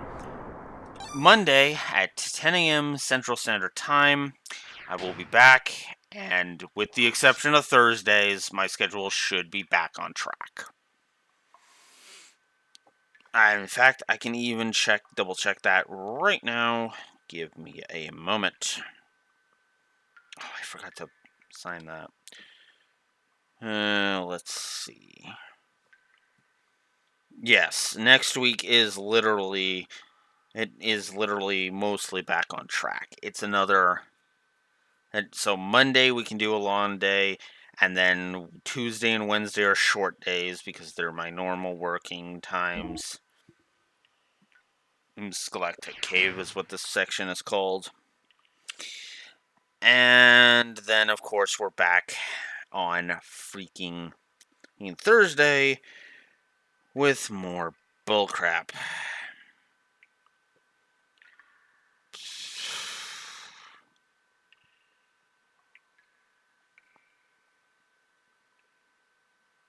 Okay, well, we'll definitely pay that down in a little bit.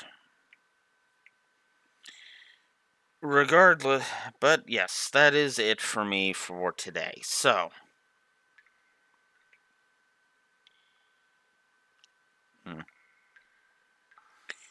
but that is it for me today. Like I said, Monday, 10 a.m. Central Standard Time, I will be back.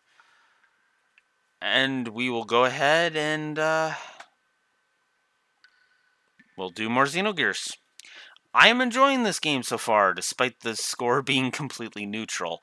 I can assure you that from memory, there will be an increase in that score, especially that story score. That story score is going to shoot up. I can promise you that. That. But this is where we are, of course, on the first day. I said the early game was kind of crap, and I kind of meant it. But regardless, like I said, see you guys Monday at 10 a.m. Central Standard Time. Until next time, Blue Wolf Alex of the Lore Walkers signing out. Have a good one, guys. Later.